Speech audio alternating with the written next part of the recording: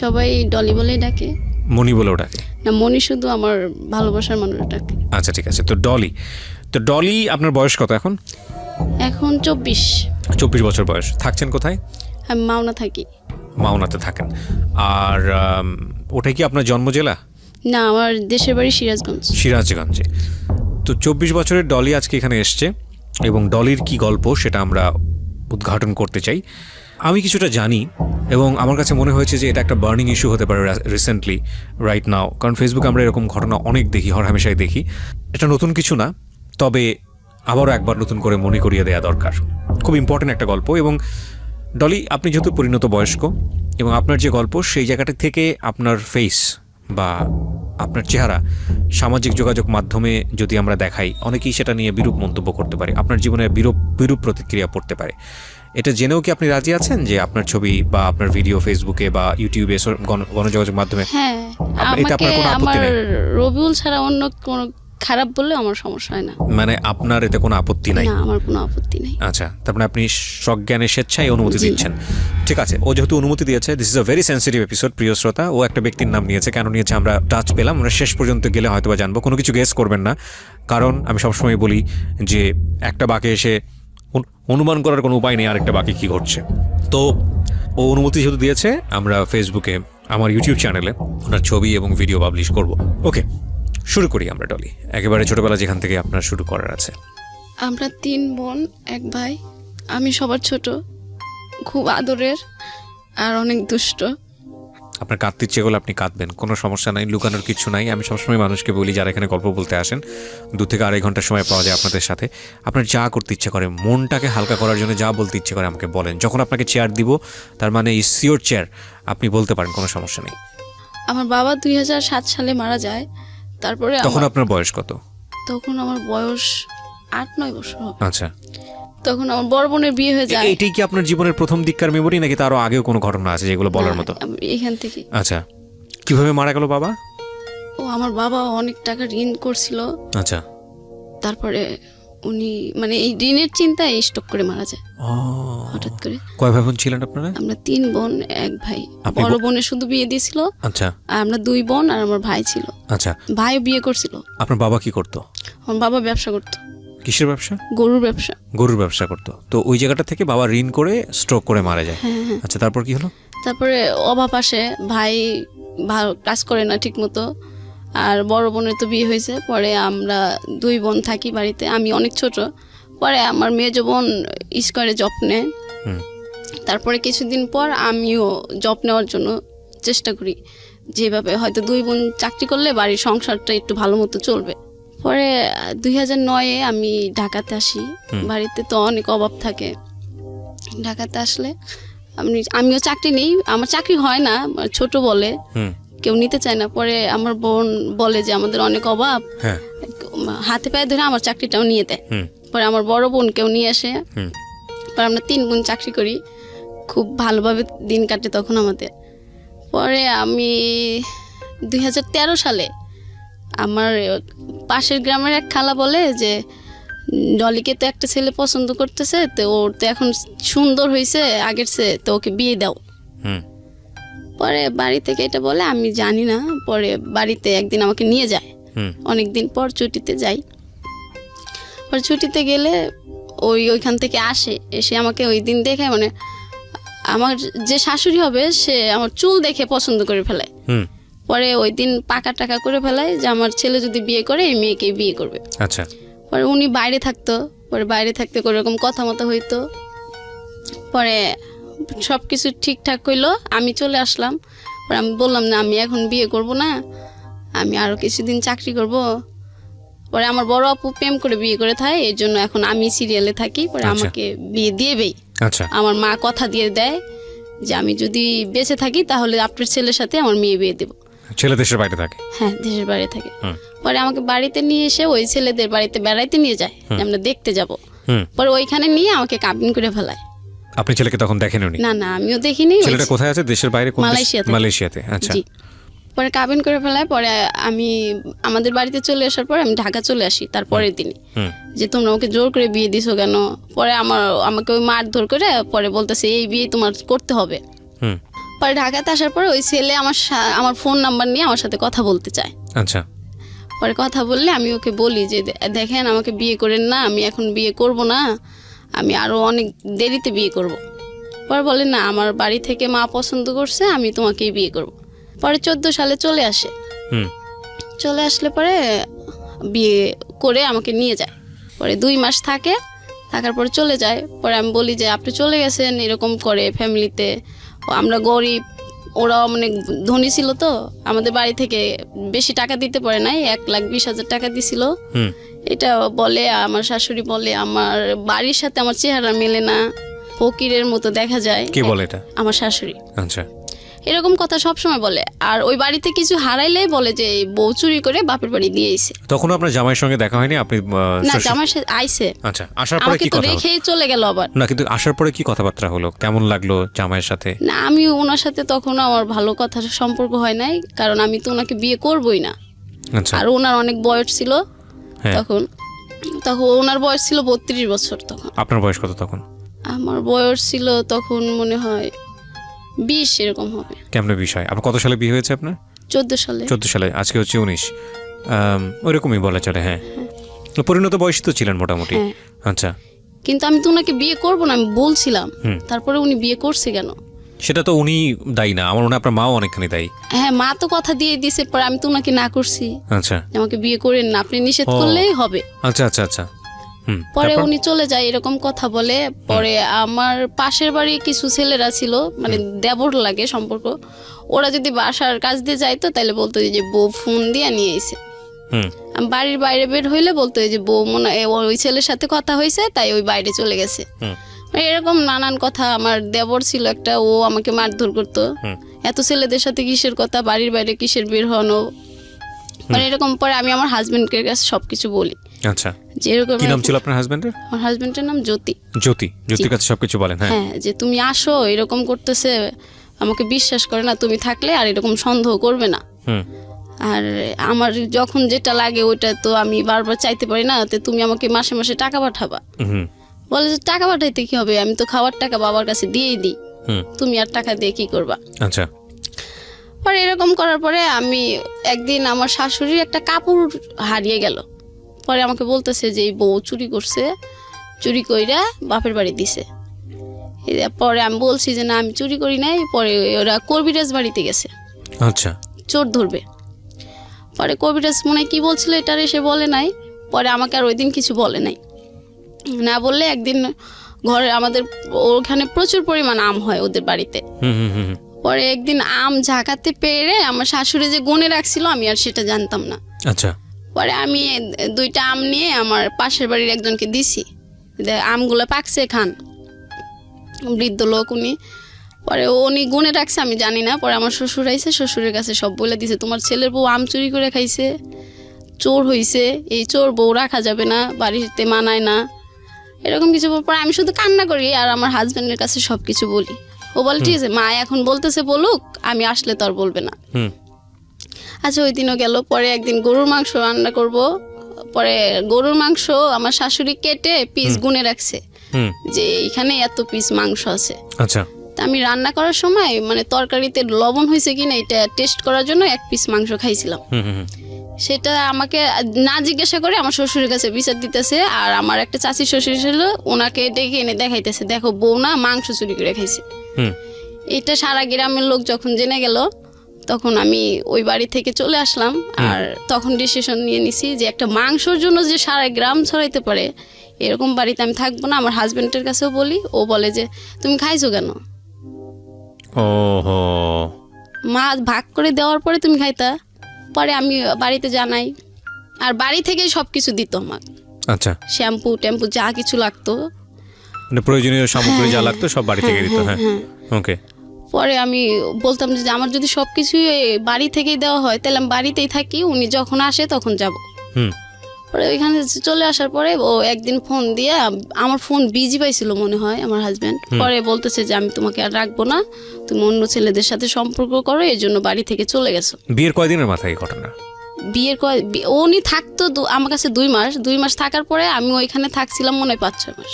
আচ্ছা, তো এই সময়ের মধ্যেই ঘটনা। হ্যাঁ, তারপর পরে তো আমি চলে এসে ডিসিশন দিলাম যে আমি ডিভোর্স দিয়ে দেবো। হুম আমার মা বাবা সবাইকে, পরে কেউ রাজি হয় না যে না ডিভোর্স দেওয়া যাবে।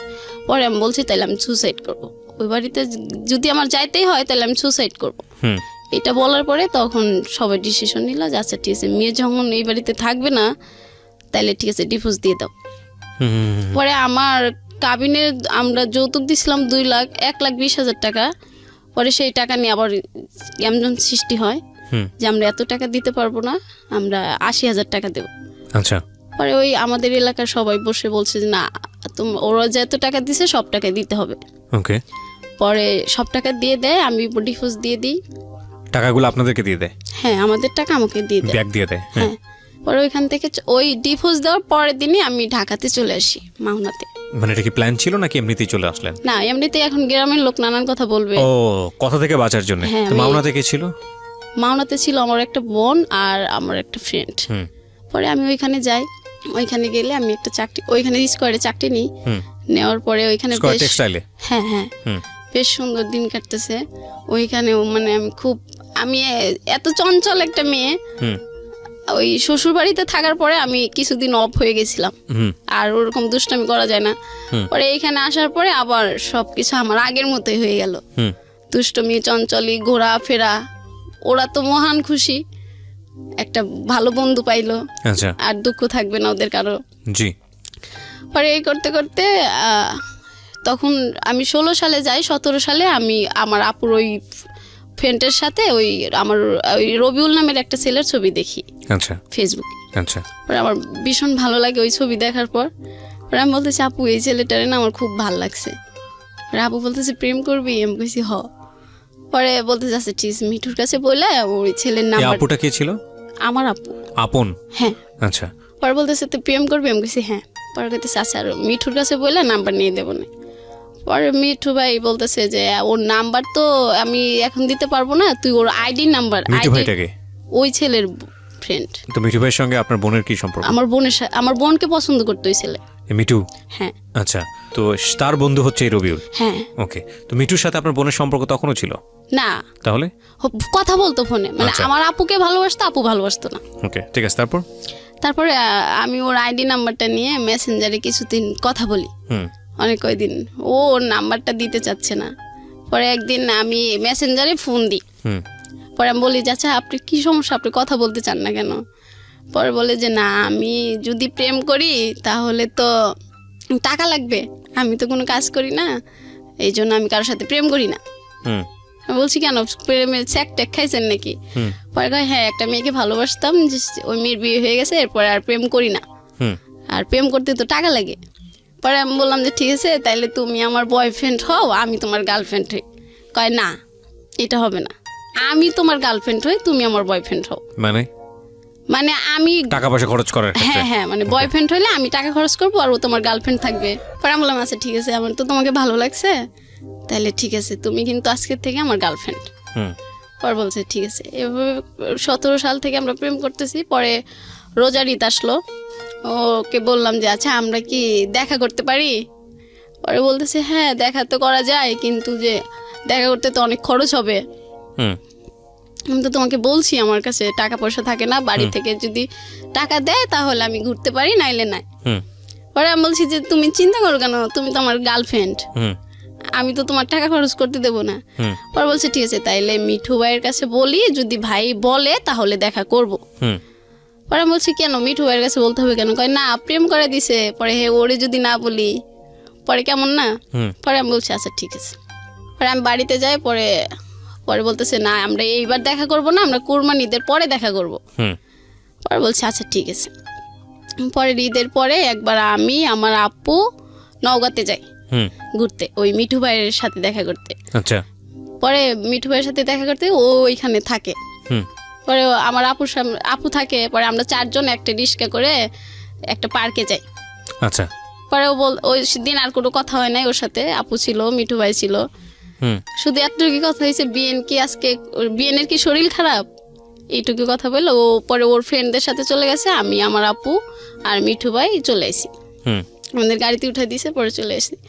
পরে আসার পর ওই দিনকে দেখার পর থেকে প্রেমটা আরো গভীর হয়ে গেল। হুম মানে ও আমাকে সামনাসামনি দেখছে, আমিও সামনাসামনি দেখছি। আচ্ছা, পরে তো মানে কন্টিনিউ কথা হচ্ছেই, ঘুম নাই, কারো খাওয়া নাই, শুধু কথা আর কথাই কথা। আমি কিন্তু ফোন দিয়ে দেখ সবসময় কথা বলি। পরে ও একদিন আমার মর্নিং ডিউটি থাকে, পরে আমার ডিউটি শেষ হয় 2টা বাজে। ও পরে মানে ফোন দিচ্ছে, আমি অফিস থেকে একটু দেরি করে আইছি, ফোন রুমে রেখে গেছিলাম, পাগল হয়ে গেছে আমার সাথে কথা বলার জন্য। ওকে ওকে ওকে। পরে আমার একটা ফ্রেন্ড ছিল, ও ধরছে, পরে বলতেছে যে আপু একটু ডলিমনির কাছে দেওয়া যাবে? বলতেছে ও তো এখনো আসে নাই। প্লিজ আপু আপনি জান আমি 8 ঘন্টা ওর সাথে কথা বলি না, আমার খুব খারাপ লাগতেছে। পরে আমার ওই ফ্রেন্ডটা আমার কাছে ফোন নিয়ে যায়, আচ্ছা, অফিসে নিয়ে যায়, যে তুই এখন আসতেছিস না, তোর রবিউল তো পাগল হয়ে গেছে তোর জন্য। পরে আমি ওইখান থেকে কথা বলতে বলতে রুমে আসি, আসার পরে আবার সে কথা বলতে বলতে আবার সকাল হয়ে যায়। আচ্ছা, আমরা কথা বলতেই থাকি। পরে কথা বলতে বলতে কথা রেখে ও ফোন রেখে দেওয়ার পরে আমি ইউটিউবে যাই, যা দেখি একটা অপূর্ব নাটক আসছে। আচ্ছা, বড় ছেলে একটা নাটক ইউটিউবে। হ্যাঁ, খুব জনপ্রিয় নাটকটা। হ্যাঁ, অপূর্ব আমার ফেভারিট একটা নায়ক। পরে আমি ওই নাটকটা দেখার পরে বললাম রবিউল একটা নাটক আইছে আমার অপূর্বর, তুমি নাটকটা দেখবা। পরে বলতেছে আমার কাছে তো এমবি নাই, তুমি তো জানোই আমি এমবি কিনতে পারি না। পরে বলছে আচ্ছা ঠিক আছে আমি এমবি পাঠিয়ে দেবো, তুমি নাটকটা দেখবা। আর এই নায়কটা যেভাবে ভালোবাসে নায়িকাটাকে ওইভাবে আমাকে ভালোবাসবা। পরে বলতেছে আচ্ছা ঠিক আছে তুমি এমবি পাঠিয়ে দাও, আমি দেখবো। পরে এভাবে ভালোই চলতেছিল আমাদের। আমি তো মহা খুশি, অনেকদিন পর ভালোবাসার একটা পছন্দের মানুষ পাইছি। মানে আমার মতো খুশি আর রুমে কেউ থাকে না, সব সময় রুমে লোকজনকে ডিস্টার্ব, ফোনে কথা বলি। কুরবানিদ আসলেও আমরা তো কথা হয়েছিল কুরবানিতে দেখা করব। পরে দেখা করলে পরে ওইখানে ওর ফ্রেন্ড আসে 3টা, আর আমি আর মিঠু ভাই তো থাকে। পরে বলছে যে ঠিক আছে আমরা দেখা করব, দুপুরে লাঞ্চ করাবে তুমি একটা রেস্টুরেন্টে। পরে আমি বলছি আচ্ছা ঠিক আছে। পরে আমরা যাই, ওর ফ্রেন্ডগুলাই আসার পরে আমরা একটা রেস্টুরেন্টে যাই। যাওয়ার পরে ওর পছন্দের খাবার ও অর্ডার করলো, আর আমি আমার পছন্দের খাবার অর্ডার করি। পরে সবাই খাওয়ার পরে ও বলতেছে নাও আমরা 1 গ্লাস লাচ্চা খাই। লাচ্ছি? হ্যাঁ। পরে আমি বলছি আচ্ছা ঠিক আছে খাই। পরে লাচ্ছি খাওয়ার পরে ও বলতেছে আমি একটু খাবো, পরে তুমি খাবা।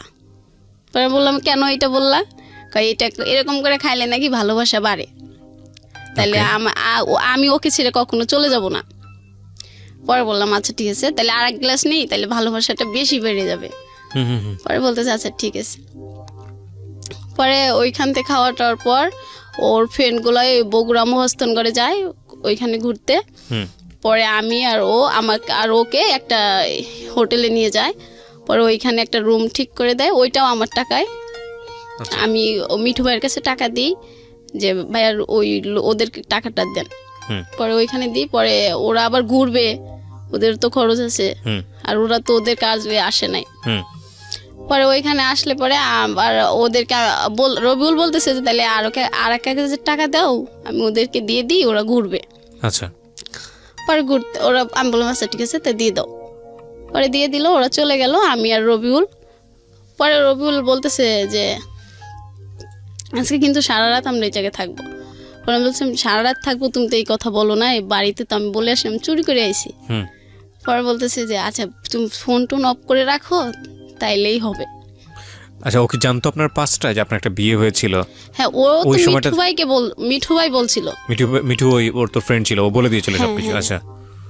আমি বলি নাই, আমি পরে আমাকে কখনো জিজ্ঞাসা করেনি যে? না আমাকে জিজ্ঞাসা করেনি তখন পর্যন্ত? আচ্ছা, তারপর ও পরে ওই সময় জিজ্ঞেসছিল কি ব্যাপার, তো আমাকে পছন্দ হচ্ছে না তোমার? পরে বলছি হ্যাঁ হয়েছে তো। পরে বলতেছে তাইলে আমার কাছে আসো না কেন? আমি তো তোমার কাছেই একটা রুমের ভিতর আছি। পরে বলতেছে তো আমার সাথে তুমি থাকবা। পরে ও এটা বলতেছে নাইলে নাকি আমি ওকে ভালোবাসি না, অনেক কথা বলতেছে। পরে আমি বললাম আচ্ছা ঠিক আছে তুমি। আমি ঠিক বুঝিনি, মানে কিসের শর্ত দিয়েছো? আমি ওর সাথে না থাকলে আমি নাকি ওকে ভালোবাসি না। মানে ও আপনাকে বলছে নাইট স্টে করার জন্য ওর সঙ্গে? হ্যাঁ, তারপর? পরে আমি রাজি হইলাম। পরে আমরা ওইখানে থাকলাম দুজন। ওই দিন সারা রাত বৃষ্টি হয়েছিল। পরে ও বলছিল যে এই বৃষ্টি সাক্ষী আমাদের ভালোবাসার। পরে আমি বলছি যে এগুলো তোর সবই মনে থাকবে তোমার? পরে বলতেছে হ্যাঁ সবই মনে থাকবে আমার। পরে থাকার পরে ও পরে আমি বলতেছি আমার কিন্তু আগে বিয়ে হয়েছিল। ও বলছে ভাই মজা করো না তো, এখন ঘুমিয়ে পড়ো। পরে এটা বলার পরে আমি আর একবার বলি নাই, যেটা কিন্তু সত্যি। পরে ওইখান থেকে সকালবেলা হয়, পরে আমরা দুজন বের হয়ে যাই। না, কিন্তু এখানে আমার কথা আছে, এটা হচ্ছে এই ছেলেটার ফ্যামিলি ব্যাকগ্রাউন্ড সম্পর্কে আপনি জানতেন, ডিটেল জানতেন? আপনি যে রাতের বেলা স্টে করার যে ডিসিশনটা নিলেন, এটা তো সম্ভবত কোনো একটা হোটেলে, রাইট? আচ্ছা, তো এরকম একটা জায়গায় আপনি তার সাথে স্টে করার ডিসিশন নিচ্ছেন, এটা তো ভালোবাসেন তাকে, ঠিক আছে, বাট নিজের জায়গাটা থেকে কোনো ধরনের কোনো কনফিউশন অ্যারাইজ করেনি কখনো? কোনো ভয় তৈরি হয়নি? বা আপনি যে কাজটা করতে যাচ্ছেন এটা তো অনৈতিক কাজ, এরকম কখনো মনে হয়নি ওই সময়টা? হয়েছে, কিন্তু ও আমাকে বলছে যে এটা যদি না করি তাইলে ও মনে করবে যে ওকে আমি ভালোবাসি না। আচ্ছা, তো যে কারণে আপনাকে এই প্রুফটা দিতে হবে। জি। তার আগে মিঠু ওকে বলেছিল যে আপনি বিবাহিত, এবং সে বিবাহিত ব্যাপারটা আপনি ওকে যখন বললেন, তারপরে সে বললো যে ফান করো না, মজা করো না, ঘুমিয়ে যাও। তার মানে আপনাদের মধ্যে এই ধরনের অনৈতিক সম্পর্ক হবার পরে ডিসকাশন এগুলো। তারপর কি হলো? তারপর সকাল হইলো, পরে আমরা দুজন ফ্রেশ হলাম, হয়ে পরে আমরা ওইখানে একটা পার্ক আছে, সকালবেলা সবাই যায় ওইখানে। আর ওইখানে যায় সবাই আবার ফোন দিয়ে আবার আমরা ওর 4টা ফ্রেন্ড আবার এক হওয়ার পরে আমরা সকালে নাস্তা করলাম। নাস্তা করার পরে আমি বললাম ঠিক আছে, তাহলে এখন আমি আবার এইখান থেকে ঢাকা ব্যাক করব, বাড়িতে তো যাওয়া যাবে না।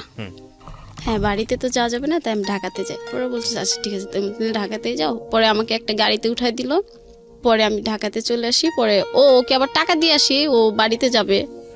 আমি টাকা না দিলে তো যেতে পারবো। মানে বাড়িতে যাওয়ার পর্যন্ত টাকা ছিল না এই ছেলের কাছে? টাকা ছিল কি না, ছিলই না মনে হয়। তো আপনি ওকে কি থেকে ভালোবেসেছিলেন? শুধু একটা ছবি দেখেই? আর ওর অনেক ভালো মনে হইতো আমার কাছে। কেন মনে হতো? কেন হইতো, ও সবসময় আমি যদি কিছু মিথ্যে কথা বলি ও সব বলতো পচা কথা বলতে হয় না, পচা কথা বললে আমাদের ভালোবাসাটা মনে হয় শেষ হয়ে যাবে। মানে অদ্ভুত বিষয়, একটা ছেলের আপনি ছবি দেখলেন, তাকে পছন্দ করলেন, তার সাথে আপনি ফার্স্ট মিটে আপনি এই ধরনের একটা সম্পর্ক করে ফেললেন। না, আমাদের তো আগে দেখা হয়েছিল। আচ্ছা, দেখা হয়েছিল, তার মানে এটা প্ল্যান ছিল একদম পুরোপুরি যে আপনি বগুড়াতে যাচ্ছেন ওর সঙ্গে দেখা করার ওর জন্য? সঙ্গে দেখা করতে যাচ্ছি। হ্যাঁ। বগুড়াতে কেন গেলেন দেখা করতে? ও তো এইখানে আসতে পারবে না। ওর বাড়ি ছিল কোথায়? ওর বাড়ি নওগাঁ। তো নওগাঁ থেকে ও বগুড়াতে আসতো? হ্যাঁ। আর আপনি সিরাজগঞ্জ থেকে? সিরাজগঞ্জ থেকে বগুড়াতে যাইতাম। মানে দুজনের জন্য একটা মিডল পয়েন্ট বেছে নিয়েছেন। হ্যাঁ হ্যাঁ। গিয়ে আপনারা কোন একটা হোটেলে থাকতেন। হ্যাঁ।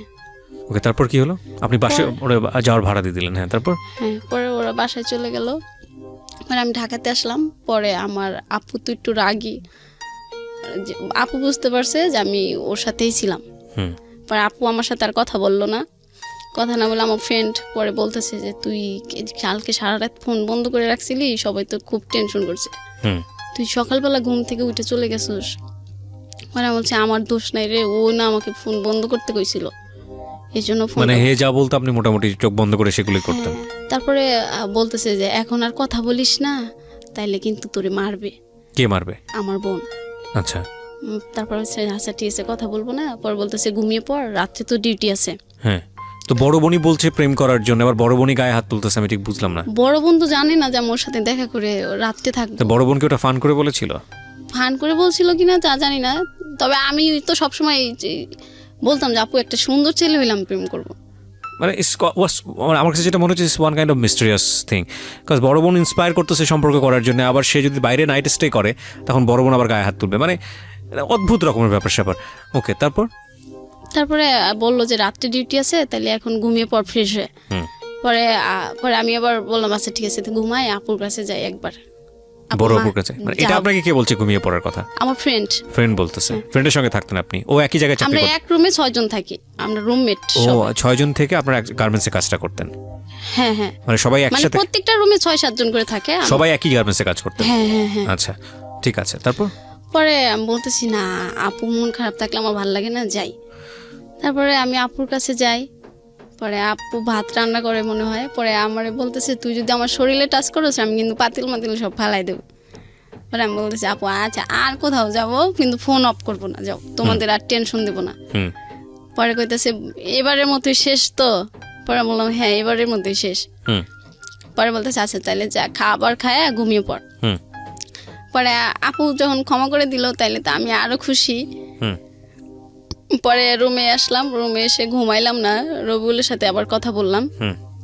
পরে ও বলতেছে কেউ কিছু বলছে? বলছে যে হ্যাঁ আপু একটু রাগ করছিল, এখন আপুর রাগটা কমছে। পরে বলতেছে ঠিক আছে তাইলে তুমি এখন ঘুমাও, তোমার তো রাত্রে অফিস আছে, আমিও ঘুমিয়ে পড়বো। পরে বললাম আচ্ছা ঠিক আছে তাইলে ঘুমাও। পরে ও আবার রাত্রে কথা বলতে পারতো না, হুম ওর ফ্যামিলি পাশের রুমে ওর মা থাকতো, খুব চুরি করে কথা বলতে হতো। পরে আমি সকালবেলা আবার অফিস থেকে আসলাম, অফিস থেকে আসার পর আবার কথা শুরু করে দিলাম। মানে এইভাবে কথা বলতে বলতে দেখা যেত যে আমার বেতনের টাকা পুরো শেষ হয়ে যেত। আচ্ছা, তারপর আপনি কথা বলেই যাচ্ছেন। তারপর আমি কথা আমার ফ্রেন্ডের কাছে বলতাম যে দেখ এই মাসে কিন্তু আমার টাকা শর্ট পড়ে যাবে, তুই কিন্তু টাকা দিবি। হুম পরে ও বলতেছে ঠিক আছে তুই কথা বলগা যা। হুম পরে বাড়িতে টাকা দিতে পারতাম না, মা বলতো কি ব্যাপার, আমার মেয়ে তো এরকম না, আর যাই কিছু করুক আমার মেয়ে তো আমাকে টাকা পাঠায় প্রতি মাসের 1 তারিখ হইলে, আচ্ছা এখন টাকা পাঠাও না কেন? পরে বলতেছি মা এখন না একটু সমস্যা হয়েছে, আমার খালি মজা খাইতে ইচ্ছা করে, আমি দোকানে অনেক টাকা ঋণ করে ফেলাই, এই জন্য আমি টাকা দিতে পারতেছি না। আচ্ছা ঠিক আছে মা, সামনের মাস থেকে আমি তোমাকে দিয়ে দেবো, যাও। মিথ্যা কথা বলতেন? হ্যাঁ, পরে মিথ্যে কথা বললাম। মা পরে মনে করলো যে এইটাই মনে হয় ঠিক, হুম আমার মেয়ে তো মিথ্যে কথা বলে না, কিন্তু মা তো আর জানে না আমি প্রেমে পড়ছি। হুম পরে আবার রবিউল আমাকে ফোন দিয়ে বলল যে তুমি কি আমার সাথে আবার দেখা করতে পারবা? পরে বলছি যে এখন সেদিনকে তোমার সাথে দেখা করে আসলাম, আবার এখন যাব, আমার কাছে তো এখন আর স্যালারি তো হয়ে গেছে, সেই 1 তারিখে হবে, হুম আর কিছুদিন পরে দেখা করি, তাহলে হাতে বেশি টাকা হবে, তখন দেখা করে আসবো, আর তোমার পছন্দের খাবারগুলো কিনে নিয়ে যেতে পারবো। হুম পরে বলতেছে না আমার পছন্দের খাবার কিনতে হবে না, তুমি আসলে। পরে আমি বলছি না তুমি ওই দিনকে আমাকে বলছো তোমার কালো আঙ্গুর পছন্দ, আমি এবার গেলে পরে অনেকগুলো আঙ্গুর কিনে দিয়ে আসবো, তুমি বাড়িতে নিয়ে খাবা। হুম পরে বলতেছে তুমি আসবা কি আসবা না, আমি তোমার কাছে আঙ্গুর চাইছি? পরে আমি বলছি আচ্ছা ঠিক আছে আসবো। পরে বলতেছে তোমার অমুক দিন এই টাইমে চলে আসতে হবে। মানে তখন কমেন্ট করছে আসলে? হ্যাঁ। পরে আমি বললাম যে আচ্ছা ঠিক আছে। পরে আমি আমাদের এলাকায় যাই, যাওয়ার পরে আমার এক কাকি থাকে, ওর কাছ থেকে আমি লাভের উপর টাকা নিই। মানে সুদে টাকা নেন? হ্যাঁ হ্যাঁ, সুদে টাকা নেন বয়ফ্রেন্ডের সঙ্গে দেখা করার হ্যাঁ, জন্য? আমার তো তখন স্যালারি তো এই 30 তারিখ 31 তারিখে হবে। জীবনে কত স্টোরি যে আমাকে শুনতে হবে। ওকে ফাইন, বলেন তারপর। পরে আমি তো চাচিরে বলি যে চাচি আমার তো টাকার দরকার। পরে বলতেছি টাকা দিয়ে তুই কি করবি, তোর তো কয়দিন পর বেতন হবেই। হুম পরে বলতেছি না বেতনের এবার ব্যাংকে কি যেন হয়েছে মনে হয় নেটের সমস্যা হবে। হুম কয় কি জানি আমার ছেলে তো উঠায় ব্যাংকে, তো কোনো নেটের সমস্যা হয় না, তোর খালি সমস্যা হয়। হুম পরে আমি বললাম তুমি দিবা 6,000 টাকা? পরে বলতেছে যা নিয়ে যা। আপনার স্যালারি কত ছিল ওই সময়? আমি যখন রবিউলের সাথে সম্পর্ক করতাম যে সময় তখন আপনি ঋণ নিতেছেন? হ্যাঁ হ্যাঁ, তখন আমার স্যালারি ছিল 7,000 টাকা। তো আপনি 6,000 টাকা ঋণ নিলেন? 6,000 টাকা নিলাম, মাসে 1 তারিখ হইলে আবার 6,000 টাকা লাভ দিতে হবে, আবার ওই 600 টাকা লাভ দিতে হবে, আর 6,000 টাকা ফেরত দিতে হবে। আপনার চিন্তাও হয়নি যে মাস কিভাবে না, চলবে? আমি তো খুব খুশি রবিউলের সাথে দেখা হবে।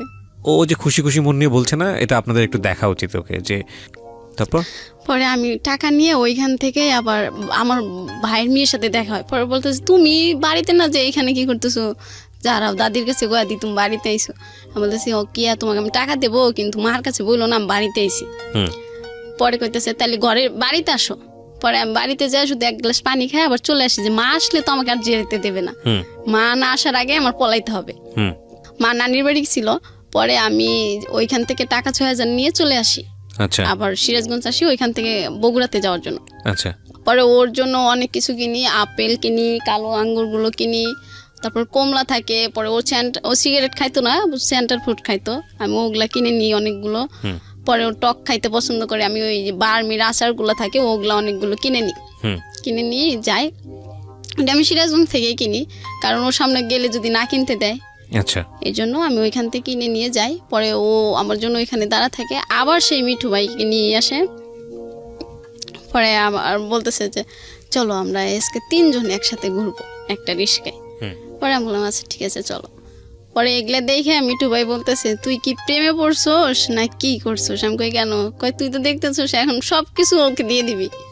আর আমি বলছি না, ওকে সব কিছু চাই নাকি যে ওকে সব কিছু দিয়ে দেবো? পরে কইতেছে আচ্ছা দে, এগুলা আমি নিয়ে ঘুরি আর খাই, তুই ওর সাথে প্রেম কর। পরে আমি বলছি ঠিক আছে তাহলে আপনি যান। পরে একটা রিস্কায় আমরা দুজন যাই, আবার ওই হোটেলটার কাছেই যাই। পরে আমি বলতেছি কী ব্যাপার, এইটা তো সেই আগের বার আইছিলাম, এইটা না? কয় হ্যাঁ এইটাই। টাকা দাও তো 1500। পরে আমি বলছি টাকা কী করবা? কয় দাও, তুমি এখানে দাঁড়া থাকো, 1 লিটারের একটা পানির বোতল নাও। পরে আমি ওকে টাকা দিই, ও দাদারে ফোন দেয়, কি বলে তা তো আমি জানি না, মানে জিজ্ঞাসা করছিল যে এখানে কেমনে কি বলবো আমি। হোটেল আলাক। পরে ও রুম টুম ঠিক করে আমাকে বলতেছে আচ্ছা ঠিক আছে আসো। পরে আমি কই কই আমার উপরে একটা ফ্রেন্ড আছে, ও তোমাকে দেখবে। পরে আমি বলি তুমি তো সবসময় বলো, ও আমাকে সবসময় বলতো আমি নাকি কাক পাখি, কালো তো এই জন্য। পরে আমি বলি, তুমি সবসময় আমাকে কাক পাখি বলো, এটা বলে দাও যে আমার কাক পাখি আইছে। পরে না কয় তুমি তো এখন একটু কোকিলের মতো সুন্দর হইতেছো, এই জন্য দেখতে চাইছে। পরে আমি যাই, গেলে পরে ওর ফ্রেন্ড দেখি ওই রুম, ফ্রেন্ড না ওইখানকারই একটা লোক বিছনা টিছনা ঠিক করে দেয় ওইখানে। ওই পরে বলতেছে আমার ফ্রেন্ডকে 200 টাকা দিয়ে দাও তো। আমি কই কেন? পরে কইতেছে যে ও কিছু কিনে নিয়ে আসুক, খাবার টাবার। পরে আমি বলছি আচ্ছা ঠিক আছে। আসলে ওইটা খাবার কেনার না, মানে ওই ছেলেটা ওই বিছনা ঠিক করে দিছে, এর জন্য ওনাকে দিতে হবে। আমি তখন বুঝতে পারলাম, ও যখন পরে আর ফ্রেন্ড খাবার নিয়ে আসলো না তখন বুঝতে পারি। পরে ও বলতেছে যে আসো এখন আজকে আমরা সারা রাত থাকবো। আমি বলছি না, তুমি তো আমাকে এটা বলো নাই, তুমি আমাকে মিথ্যে কথা বলে নিয়ে এসো কেন? আমি তোমাকে ভালোবাসি বেশি, যে যখন যেটা বলো বিশ্বাস করি, এর জন্য। কহে না তুমি বিশ্বাস করো সেটা তো আমি জানি। আচ্ছা ঠিক আছে, আজকে সারা রাত থাকতে হবে না, আমরা আজকে 2 ঘন্টা থাকলেই হবে। ওরা বলছে তুমি অসুস্থ, তারপরে দেখা করতে চাইছো, আমি এর জন্য আইছি, তুমি অসুস্থ দেখতে আইছি। বলতেছে না ওইটা আমি মিথ্যে কথা বলছি, আমার অসুখ না। পরে আমি বলছি আচ্ছা ঠিক আছে, আজকের থাকাই কিন্তু তোমার সাথে আমার শেষ থাকা। পরে বলতেছে তুমি এই কথা বললে কেন? পরে ও এমন অভিনয় করতেছে, মানে ও আমাকে এমন এত ভালোবাসে যা আমি, মানে আমাকে আমার ফ্যামিলির কেউ এত ভালোবাসে না। পরে আমার স্কার্ফে পিন ছিল, ওইটা দিয়ে ও হাত কাটতে শুরু করতেছে যে তুমি যদি আমার সাথে না থাকো তাইলে কিন্তু আমি দেখো তোমার সামনে কি করি। পরে এটা দেখার পরে আমি বলছি আচ্ছা ঠিক আছে এরকম করো না, কিন্তু আজকের থাকাই কিন্তু তোমার সাথে আমার শেষ থাকা, আর কখনো বলবা না আসলে দেখা করব, কিন্তু আমরা এই ধরনের সম্পর্ক করবো না। পরে বলতেছে আচ্ছা ঠিক আছে। পরে ওইখানে থাকার পরে ওইখানে মনে 3-4 ঘন্টা থাকলাম। পরে মা আমাকে ফোন দিল যে কী ব্যাপার, তুমি নাকি বাড়িতেই ছিলা, কই গেছো? পরে আমি বলছি আমার একটা ফ্রেন্ডের বাসায় এসি, একটু দরকারে আমি আসতেছি। পরে ও বলতেছে ফোন অফ করতে বলছি না। আমি কই না আজকে ফোন অফ করবো না, আমি বাড়িতে চলে যাব, আজকে থাকবো না। পরে এটা বলার পরে বলতেছে যাও, এই যে তুমি যে চলে যাচ্ছ, এইটা যাওয়ার পরে 10 বার ভাববা। পরে আমি বলছি আচ্ছা ঠিক আছে ভাববো, তুমি আমাকে গাড়িতে উঠাই দাও। পরে ওইখান থেকে নামার পরে ও বলতেছে জানো আমার না অনেক ডাব খাইতে ইচ্ছা করতেছে। পরে আমি বলছি তো খাও, কয় টাকা দাও। পরে আমি কই ও তোমার কাছে তো টাকা নাই। পরে 2টা ডাব কিনি, ওই মিঠু ভাইয়ের দিয়ে একটা, ও খায় একটা। ও আমাকে বলে না যে তুমি খাবা। ওর বাড়ি কোথায় যেন ছিল? বাড়ি নওগাঁ। পুরো নওগাঁর দুর্নাম হয়ে যাচ্ছে আজকে, আমি সরি টু সে। ওকে।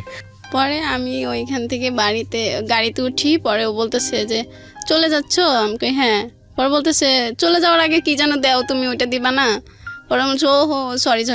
আচ্ছা ঠিক আছে, তাহলে কয় টাকা দেবো? পরে বলতেছে আচ্ছা 100 টাকা দাও, তাইলে ট্রেনে যাবো আজকে, ট্রেনে বেশি টাকা লাগবে না। পরে বলছে আচ্ছা ঠিক আছে নাও। পরে বলতেছে তুমি যায় ফোন দিও, আমার ফোনে কিন্তু টাকা নাই।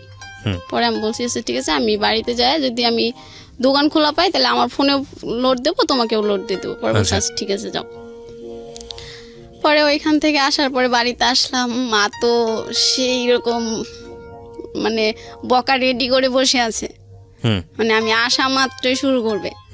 পরে আমি একটা বাড়িতে আসতে আসতে আমার ওই দিনকার রাত 9টা-10টা বেজে যায়। পরে পাশের বাড়ির একটা দাদিকে নিয়ে ঘরের ভিতর ঢুকি, আচ্ছা যে দাদি থাকলে আর মা বকবে না। পরে আমি নিয়ে গেলাম দাদিকে। পরে বলতেছে যে কই গেছিলি? পরে আমি বলছি যে আমার একটা ফ্রেন্ডের বাসায়। পরে বলতেছে আর কোনোদিন যাবি, এত রাত পর্যন্ত থাকবি? পরে বলছি না এই একটা কাজ ছিল তো এর জন্য, আর তো থাকবো না। পরে মা বলতেছে ঠিক আছে খায় দেয়, ঘুমায় পড়ার, কালকে বাড়ির বাইরে বের হবি না। পরে আমি বলছি আচ্ছা ঠিক আছে। পরে তো ওই রুমে শুয়ে থেকে ওর সাথে কথা বলতেছি, মা তো বুঝতে পারছে যে ফোনে কথা বলি। পরে বলতেছে কি ব্যাপার এত রাতে কার সাথে কথা বলা হয়? পরে আমার ভাইয়ের মেয়ে ছোটটা, ও বলতেছে দাদি তোমার মেয়ে না প্রেম করে জানো? প্রেম করে মানে? কয় হ ওই যে খালি রবিউল করে। এই রবিউল আঙ্কেলটা যে কেডা দাদি, এইটা তো আমি বুঝতে পারলাম না। ওকে। পরে মা একদিন কইতেছে দেখি তোর রবিউল কোন রাজপুত্র যে তুই তার জন্য সব কিছু করে হেঁটতেছস। পরে মাক দেখায়, আমার ভাই মানে সবাই দেখে, আমার এলাকায় যারা আমাকে বিয়ে দিতে চায় এখন সবাইকে আমি দেখাই যে এই ছেলে ছাড়া আমি কাউকে বিয়ে করব না। পরে বলে কেন এই ছেলে আবার তোর এত ভালো হয়ে লেগে গেল কবে থেকে? কিভাবে দেখান? ছবি দেখান? হ্যাঁ হ্যাঁ ছবি দেখাই। পরে ছবি দেখে সবাই পছন্দ করে ফেলায়, অনেক সুন্দর। পরে সবাই পছন্দ করে বলে আচ্ছা ঠিক আছে তাইলে এই ছেলেকে বলো বিয়ে কি করতো? পড়াশোনা করতো ওই সময়? পড়াশোনা শেষ করছে, পরে কিছু করে না, বেকার জীবন যাপন করতেছে। আচ্ছা, ফ্যামিলিতে কে কে ছিল ওর? ওর 3 বোনরা আর বাবা মা আর ও। আচ্ছা, ওই বড় ছিল? বোন বড় ছিল, তারপরে ও, পরে আরো 2টা বোন আছে। আচ্ছা, তারপরে আমি তো সবাই দেখাই, সবাই পছন্দ করে, আমি আরো খুশি হয়ে যাই যে আমার আর কোনো সমস্যা নাই, এবার আমি ওকে বিয়ে করে ও নওগাঁতে থাকবো খুব সুখে। আর নওগাঁর মানুষ যেভাবে কথা বলে ওইভাবে কথা বলবো। আমি আগে থেকে ওর কাছ থেকে শিখতে চাইতাম, ও বলতো না নওগাঁর কথা তোমার শিখতে হবে না। পরে মাকে বলতাম মা আমি কিন্তু নওগাঁতে থাকবো, তুমি আমার জন্য সবকিছু করে করে প্রতি ঈদে পাঠায় দিবা। পরে বলতেছে দেখ তোর রবিউল তোরে কি বলে, মানে যেই কেউ বলতো আমার রবিউল বলেই সবাই ওকে বলতো।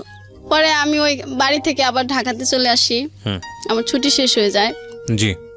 ঢাকাতে আসার পরে আমার ফ্রেন্ড জিজ্ঞাসা করতেছে কি প্রেম কেমন চলতেছে, আমাদের যে প্রেম তো খুব গভীর হয়েছে, এখন রবিউল আমাকে ছাড়া কিছু বোঝে না, আমিও রবিউলের ছাড়া কিছু বুঝি না।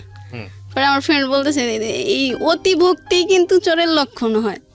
পরে আমি বলছি যে এরকম কথা যদি তুই বলস তোর সাথে কিন্তু আমি কথা বলবো না। পরে আজকে আমার সাথে কথা বলা বন্ধ করে দাও, একদিন দেখি রবিউলই তোমাকে ছেড়ে চলে যাবে। পরে এটা বলার পরে আমি আমার ফ্রেন্ডের সাথে কথা বলি না 7 দিন। আমাকে কেউ কিছু রবিউলের কথা বললে আমি তাকে শর্ত দিয়ে দিই আজকের থেকে আগামী 7 দিন যতদিন না হবে ততদিন আমার সাথে কথা বলবো না। আচ্ছা, এটা বললে আর রবিউলের সম্পর্কে কেউ বাজে কথা বলতো না। আপনার শুনতে ভালো লাগতো না? হ্যাঁ হ্যাঁ আমার শুনতে ভালো, কেন ওরা এরকম কথা বলবো, ও তো অনেক ভালো একটা ছেলে, ভালো মনের মানুষ। পরে এরকম করতে করতে ও আবার বলতেছে যে ডলিমণি তুমি কি আমার সাথে আবার দেখা করবা? আমি বলছি না এইবার দেখা করলে অনেক সমস্যা হবে, এইবার যাওয়া যাবে না। পরে বলতেছে না আর একবার আসো। পরে আমি বলতেছি কেন? ও পরে ওর সাথে যদি আমার কিছু হইতো তাহলে আমরা 2 সেকেন্ডের বেশি রাগ করে কারোর সাথে কেউ থাকতে পারতাম না। আমরা ফোনের নাম্বার সিম অফ করে রাখতাম কিন্তু মেসেঞ্জার চালু থাকতো। হচ্ছে মানে কাক পাখি, কোকিল পাখি, ময়না পাখি, টিয়া পাখি, এটা বললে আমার রাগ সব শেষ হয়ে যেত। যখনই দেখতাম ও কাক লিখছে পরে তো আমার ফ্রেন্ডরাও হাসতো যে তোর এত ভালোবাসা কাক পাখি ডাকে, তুই কালো দেখে? আমি বলি আমি কালো দেখে তো কাক পাখি বলে। পরে বলতেছে যে ঠিক আছে তোমার কাক পাখি দেখো, তোমার এই রাজপুত্র তোমার কাকের থেকে আর কি বানায়। পরে আমি একদিন বললাম আচ্ছা তুমি আমাকে এই কথা বলো, সবাই কিন্তু আমাকে অনেক কথা বলে, তুমি কাক পাখি বলো কেন? কয় আমার বন্ধুরা তো জিগেল আমি এটাই বলি যে আমি যার সাথে প্রেম করি ও কাকের চিট্টু ফর্সা কোকিলের মতো কালো। পরে আমি বলছি ও তাই না? পরে কইতেছে আমাদের আজকের যিনি গেস্ট তার এবং তার অনুমতিক্রমেই। জি, আপনি দেখতে মোটেও খারাপ না, এটা আমার যারা দেখছেন এখন ভিডিওতে তারা ভালো ওপিনিয়ন দিতে পারবে। জি বলেন। তারপর ও তো আমাকে ভালোবেসে এটা বলতো। হ্যাঁ শিওর, আপনি সেটা এনজয় করতেন। হ্যাঁ হ্যাঁ হ্যাঁ হ্যাঁ আমার ফ্রেন্ডগুলো একটু দ্বিমত করতো যে কেন এটা বলবে। পরে তো আমি আবার রাগ করতাম যে তুমি আর যদি এই কথা বলো, বলে যে আমি যতদিন তোমার সাথে সম্পর্ক করবো এটা বলেই ডাকবো, যখন আমরা বৃদ্ধ হব তখন এটা বলেই ডাকবো। রাইট। পরে আমি বলতেছি যাও তোমার সাথে আর কথাই বলবো না। পরে আমি রাগ করে ফোনটা কেটে দিই। পরে আমার ফ্রেন্ডের ফোনে ফোন দিয়ে আমাকে একটা, তখন শাকিব খানের একটা ছবি বাড়াইছে সত্য কি, আর জিএমসির একটা গান তোর প্রেমেতে অন্ধ হলাম কি দোষ দিবি তাতে। পরে এই গানটাও আমাকে শোনায়। তারপরে আমার আবার রাগটা ভেঙে যায় যে ও মনে আমাকে সত্যি ভালোবাসে, আচ্ছা ডাকে ডাকুক। পরে ওই গান বলার পরে আমি আমার ফোন থেকে ওকে ফোন দিই। পরে বলতেছে আমার ফোনে যে মিস কলের টাকা ছিল তোমার বান্ধবীরে ফোন দিয়ে যে টাকাটা ফুরাইলাম এটা জরিমানা কে দেবে? পরে আমি বলছি যে আচ্ছা বাবু আমি পাঠায় দেবো। পরে বলতেছে না তোমার টাকা পাঠাইতে হবে না, তুমি তো আমাকে ভালোই বাসো না, ভালোবাসলে কি রাগ করতা? পরে আমি বলছি না আমার গার্লফ্রেন্ড এরকম কথা বলে না।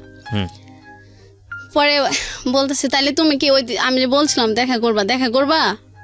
পরে আমি বলছি যে তোমার ফোন দিলেই কি এই কথা ছাড়ার কথা থাকে না? পরে বলতেছে না আমার ফোন দিলে এই কথা ছাড়া কথা থাকে না। পরে আমি বলছি যে আমি বললাম না আমার কাছে টাকা নাই, আর বাড়িতে অনেক দিন ধরে টাকা দিই না, মাকে এবার দিতেই হবে টাকা, আর কতবার 9-6 বোঝানো যায় মাকে। পরে বলতেছে যে ঠিক আছে আমি এইবার দেখি টাকা ব্যবস্থা করা যায় কিনা। পরে আমি বললাম যে তুমি কই টাকা পাবা, কয় আচ্ছা আব্বার ওইখান থেকে টাকা চুরি করে দেখা যায় আসা যায় কিনা। পরে আমি বললাম যে ঠিক আছে তাহলে তুমি দেখো চুরি করতে পারো কিনা। পরে ও বলতেছে আচ্ছা পরে ফোন দিয়ে বলতেছে যে হ্যাঁ ডলিমণি, আমি বলছি হ্যাঁ বলো। কইতেছে আমি না 1000 টাকা চুরি করতে পারছি। পরে আমি বলছি তোমার তো 1000 টাকা যাওয়া আসার ভাড়াই, তা আমার সাথে ঘুরবা কি। পরে বলতেছে না আসো। পরে আসার কথা বলতেছে, পরে আমি বলতেছি যে ঠিক আছে আমি তাহলে স্যালারি পেয়ে আসি। বলতেছে না স্যালারি পেয়ে আসতেও তোমার কাছে এখন যে টাকা আছে তুমি কাউক থেকে নিয়ে আসো। পরে আমি আবার আমার ওই চাচিকে ফোন দিই, ফোন দিয়ে বলি যে চাচি আমার তো আরও 4000 টাকা লাগবে। পরে বলতেছে তুই আগের 6000 টাকাই দেশ নাই এখনো, তুই আরও 4000 নিলে 10,000 টাকা হয়, তাহলে তো 1000 টাকায় 100 টাকা লাভ, তাহলে 10,000-এ 1000 করে হয় না। পরে তুই কোত্থেকে দিবি। পরে বলছি আমি দেবো তো, তোমার আমি কি না করছি। পরে বলতেছে আচ্ছা ঠিক আছে তুই একটা নাম্বার দিস আমি টাকা পাঠাই দিবনি।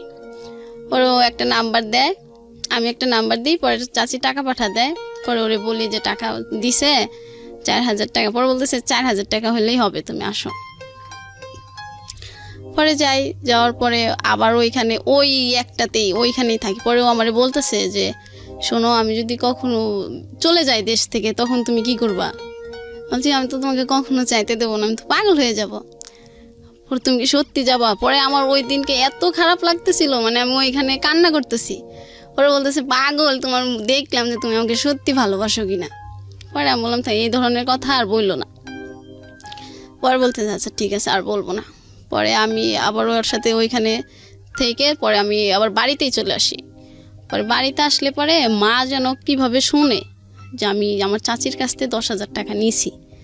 এখন এই 10,000 টাকা আমি কীভাবে দেই, বাড়িতেই টাকা দিই না, আবার চাচিরে দেবো কীভাবে। আবার আমি এখন দিলেও তো আমি আর ফোনে টাকা ভরতে পারবো না, এমবি ভরতে পারবো না, তাহলে ওর সাথে আর কথাও তো হবে না আমার, টাকা যদি 10,000 ঋণ শোধ করে দিই। পরে মা জানার পরে অনেক সমস্যা হয় বাড়িতে, আমারে নিয়ে যায়, আমাকে বলে যে তুই টাকা নিছস। আমি বলছি হ। টাকা নিয়ে কী করছস। পরে বলছি যে আমি রবিউলের সাথে ঘুরতে গেছিলাম।